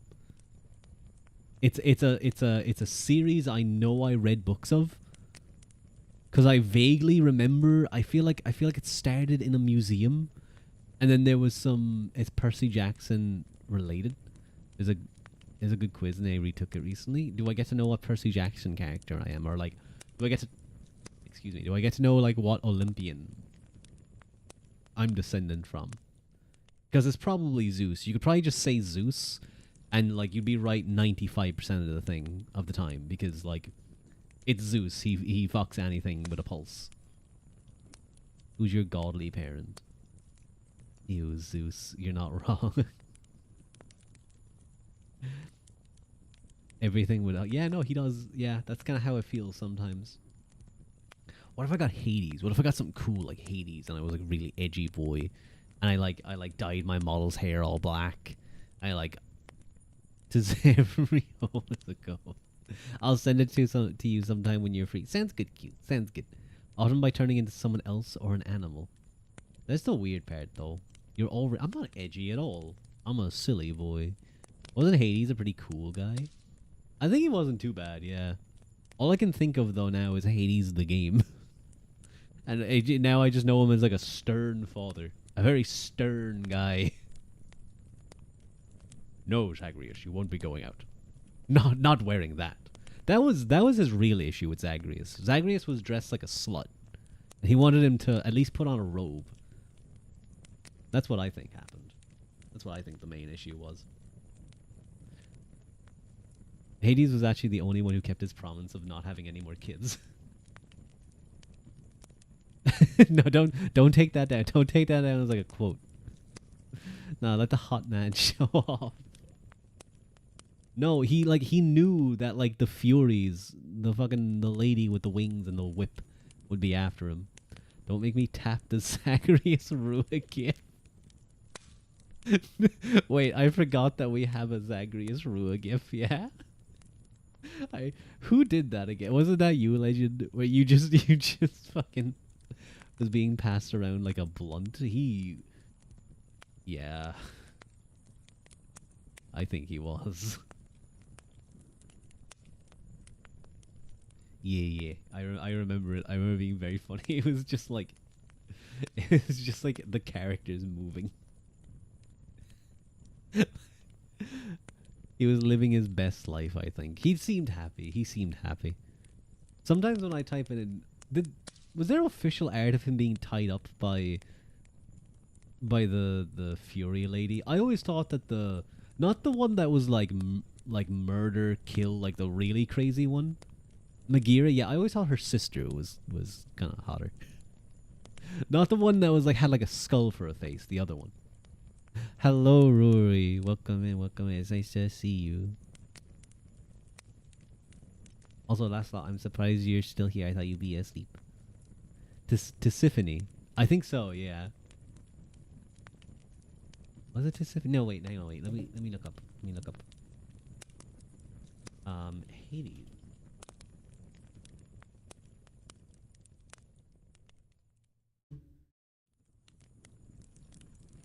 No, not Tisiphone. The other one. Alecto. I liked Alecto because she looked fucking crazy and insane. She was... Yeah, I liked that. I'm playing a game in the background. So I hope you were enjoying the background mayhem. You would like that. Shut your bitch. Who is into crazies? Huh, I see. Listen. She's green, and she's got a nice smile. She's got a very nice smile. Look at... Hang on. Wait a minute. Just like wait like 2 seconds. Hang on. Look at that smile. Look, oh my god, it's like she's a VTuber. It's like I'm collabing with her. So Alecto. I'm not smart enough to improv this. Electo X Rua. Oh my god. She's like green. Look at her armor. I just realized those spikes look very interestingly shaped. But anyway, no, I prefer her over Magira. Or what? What? They're like spiked shaped. She has a whip. Bedtime will be interesting. Whoa, thanks. Thank you for coming, Rua. Yeah, thank you for having me, Rua. You're so cool. Wow, Electo, thanks for coming. No worries, Rua. When I knew you wanted to collab, I wanted to get there straight away. This is my real voice, by the way. They had me do a really weird voice for Hades. They didn't like my original voice, but, you know, it's okay. I prefer being here anyway. Hades sucked. I hated that game. Rua's losing it. No, I'm not. I want to know Rua has a baddie on stream. Of course, Hastian. Of course. Damn, she muscular as fuck. I never realized. Spikes. Don't say that, Harry. I guess anything can be a spike if you're brave enough. They don't look sharp, though. That's all I'm saying. Yeah, they look a little sharp. I'd let her crush me with her thighs. Yeah. Yeah. I understand. I understand. I like her color scheme. It's very nice. I just prefer her to the other ones. I think she's the best of the three sisters. That's why he was hard on stream. No, I wasn't. And his girlfriend that goes to another school. Yeah, that's the type of girl that you say is actually your girlfriend. You describe her, but you never show them to your friends. Gotta put him down? No, don't put me down. Lift me up. She's real, he swears. That was still such a funny moment in the... When I used to watch, like, the Dream SMP with Techno... I'd only ever watched Technoblade's point of view. I remember he called out Dream for not having any house on the server. And he started making fun of Dream, like, oh, you wouldn't know my house, it goes to another school. He was such a funny bastard.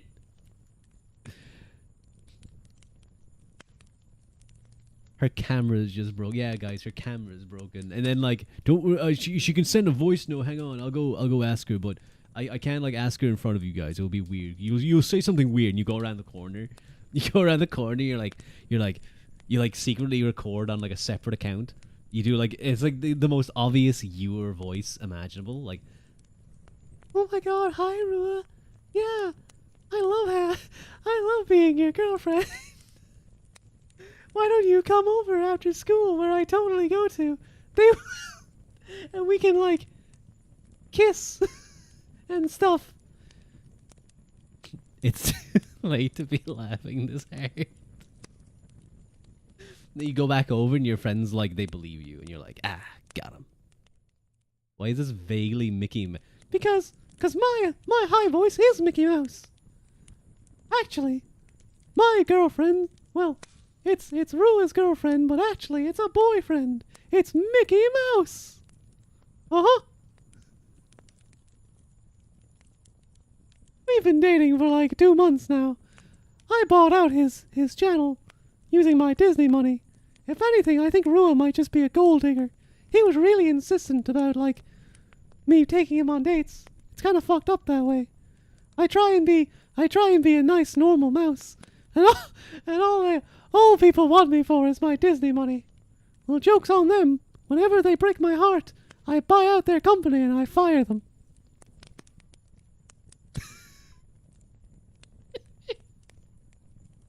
Why? Fucking the mouse. No, don't put me in the room. Don't put me in the room with the femboys again. Actually, no, yeah, no, maybe do. So, someone get the doctor guy.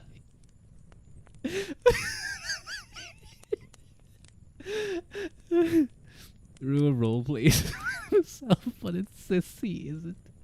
I'm gonna bite my pillow and squeal. Or squeak. Squeak! Uh-huh. That's what... Uh-huh.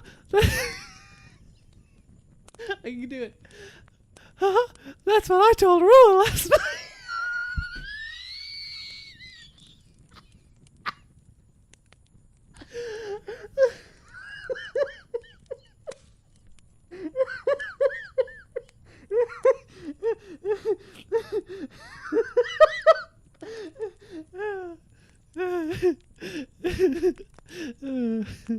Okay.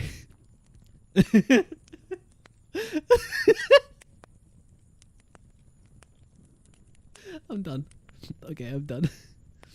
Oh, I'm like sweating. I need a shower. He goes with a mouse. This is canning. Thank you, Sarah, for the hydrate. Thank you. Mm. Mm. I'm going to, after stream, I'm going to turn on the fan. I'm just going to stand in front of it. Talks about Mickey Mouse and it's a fair with him. I'm sweating. I need a shower. Yeah, a cold one. Deeply concerning. Deeply concerning. Concerning.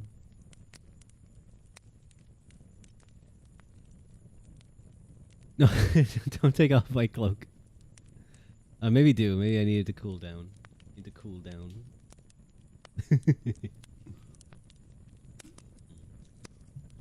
Why is he stripped? Because someone redeemed it. I'm being forcibly...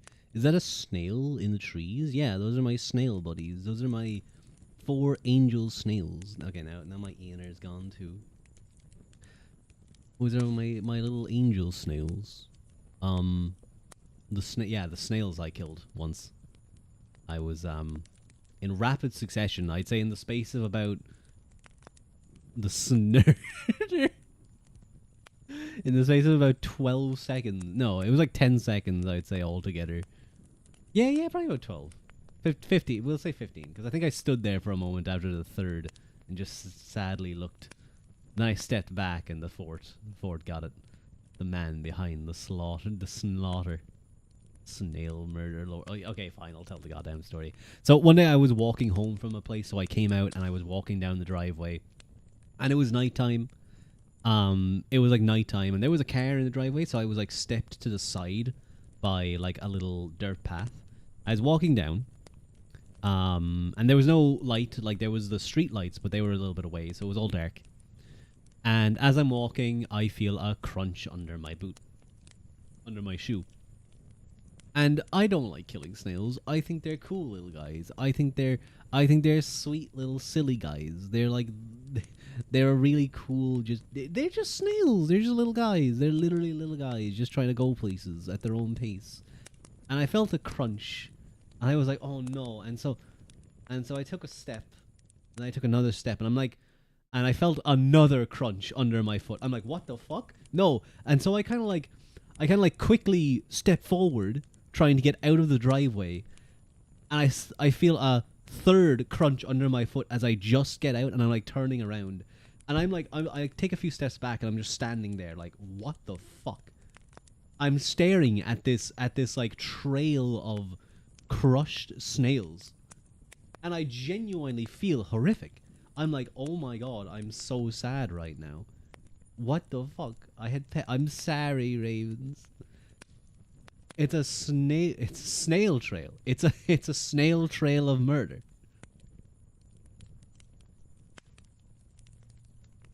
And I'm like, oh man. I feel bad. I'm like looking at these guys. I'm like saying sorry. And I finally collect myself. And I'm like, okay, what's happened has happened. You have to move on. And I take a step backwards, intending to turn away from the snail trail of murder. And as I step back, I felt a fourth crunch under my shoe. At this stage, I've actually, like, yes, a fourth one. And I actually step into the middle of the road, and I'm like looking around. I'm like freaked the fuck out. I am like, I probably had people looking in the house. Like, I'm like going, what the fuck? What the actual fuck? I'm like actually angry.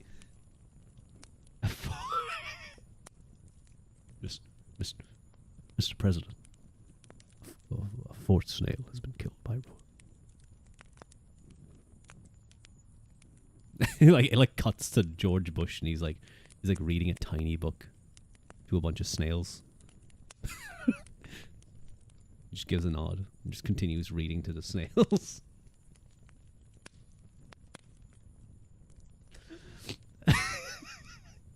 I hope your giant is more cautious with you. I hope so too. I don't want to get stepped on.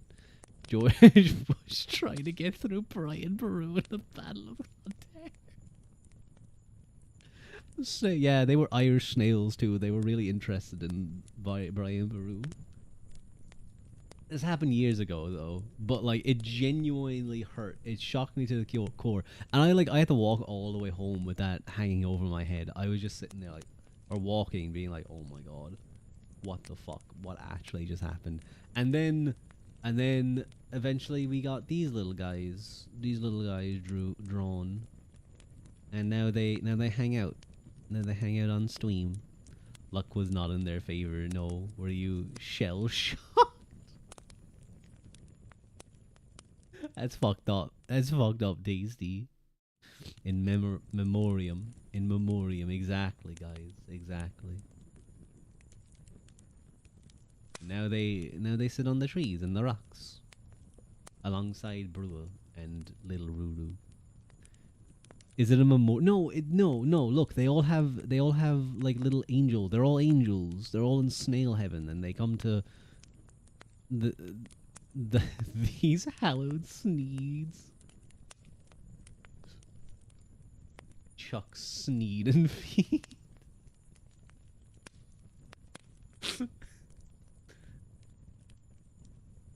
No, it's not Chuck's. It's fucking. Bro has a kill count? I do. Just the word of a man who stepped on 4 snails. Oh yeah. But they have like little halos, and some of them one of them has wings. Look.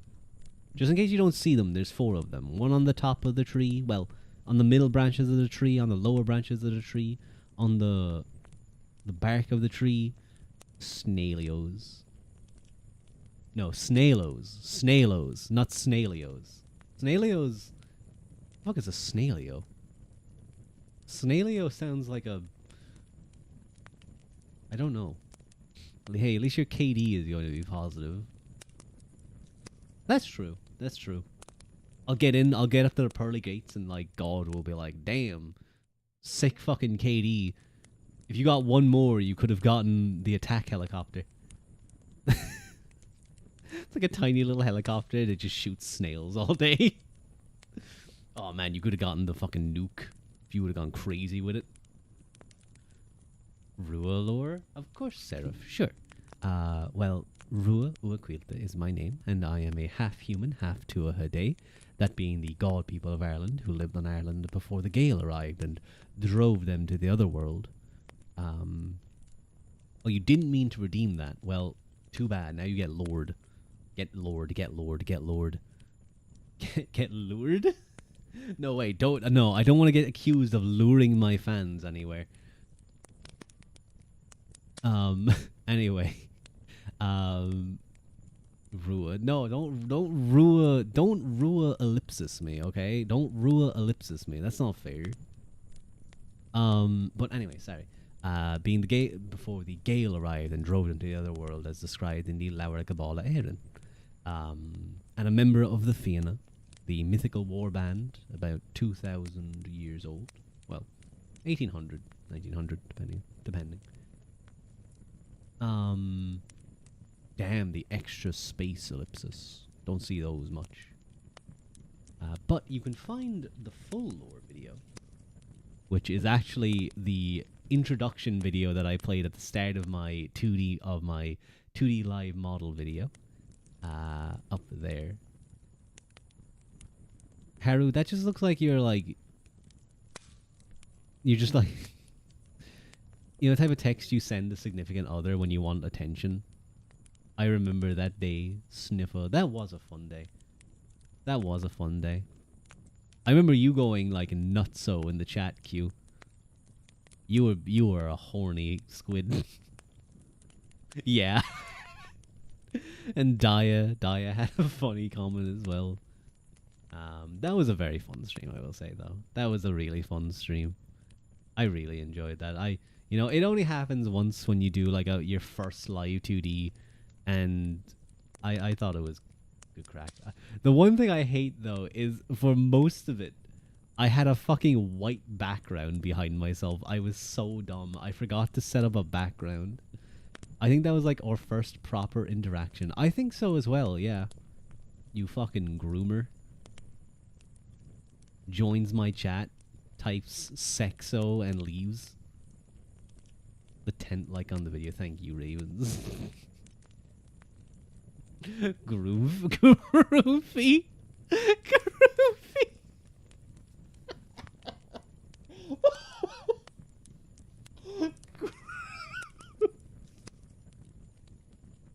That's a fucking great word.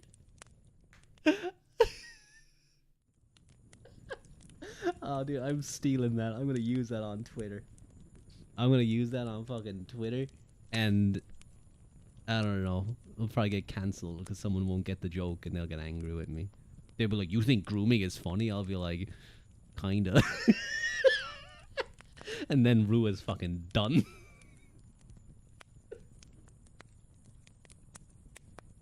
It's funny when you combine it with Oomphy. Oh. Man, I really hope I never get, like, really popular. I hope I never get really popular and people find this channel and go through, like, all my VODs. Because they're gonna find, like, silly stuff. But they're gonna clip it out of context. But anyway, I do unfortunately, have to go because I have to be... Bro really wants to go. I want one! Can you really call yourself a VTuber if you haven't gotten a Google Docie written about you?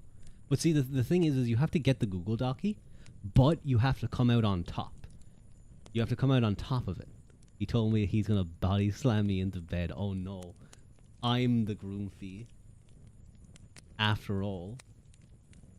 But see, Q, that's when I pull up the old VOD. The first time we interacted, and I'd be like, he did this on my first live 2D. He ruined my live 2D experience. I think I won today. No, don't pull up my chat messages. Yeah, you gambling. You gambling coming after me. No. But I do have to raid out. I do have to go eat these. I'm up early tomorrow. Ooh. But thankfully I'm in like a slow period, so I kind of just like leave a little earlier than I should. But thank you guys for the very fun stream today. This was well, thank you for the interesting welcome. I will absolutely be back. Thank you for coming, Seraph. I do hope to see you. Go eat Ruadh tucks you into a slice of wet ham on your forehead. Thank you. Slon Live, thank you for the stream. Go to the Discord. Oh yeah, there's a Discord. I always forget about that. There's also like a... Does this work? Oh yeah, there's also like a Twitter. There's a Twitter. Who will we raid into though? Who's around? Who's doing things? Who's doing things? There's gotta be some people doing stuff. Thank you for Stream Unk. Fuck you. Ooh, we'll read into Navier, who's doing some actual ASMR like a normal streamer. He's like whispering and chatting and not calling it ASMR and then chatting and laughing really loud and doing Mickey Mouse voices. I mean, it was ASMR for a while when I was reading, but you know, the Mickey Mouse came out. Thank gosh no one clipped it. Man, if I was a good VTuber, I'd go and clip that whole section and turn it into a short. Man, maybe I'd actually do well. Maybe I'd do okay if I actually like had any competency. I haven't killed any snails. But thank you, Haru, for doing the things. I won't take my meds away. Meds go in bin. But thank you guys for joining. Grav Mila Mahagut and Slán Gafol, and I will see you guys next stream. Bye bye. Bye bye.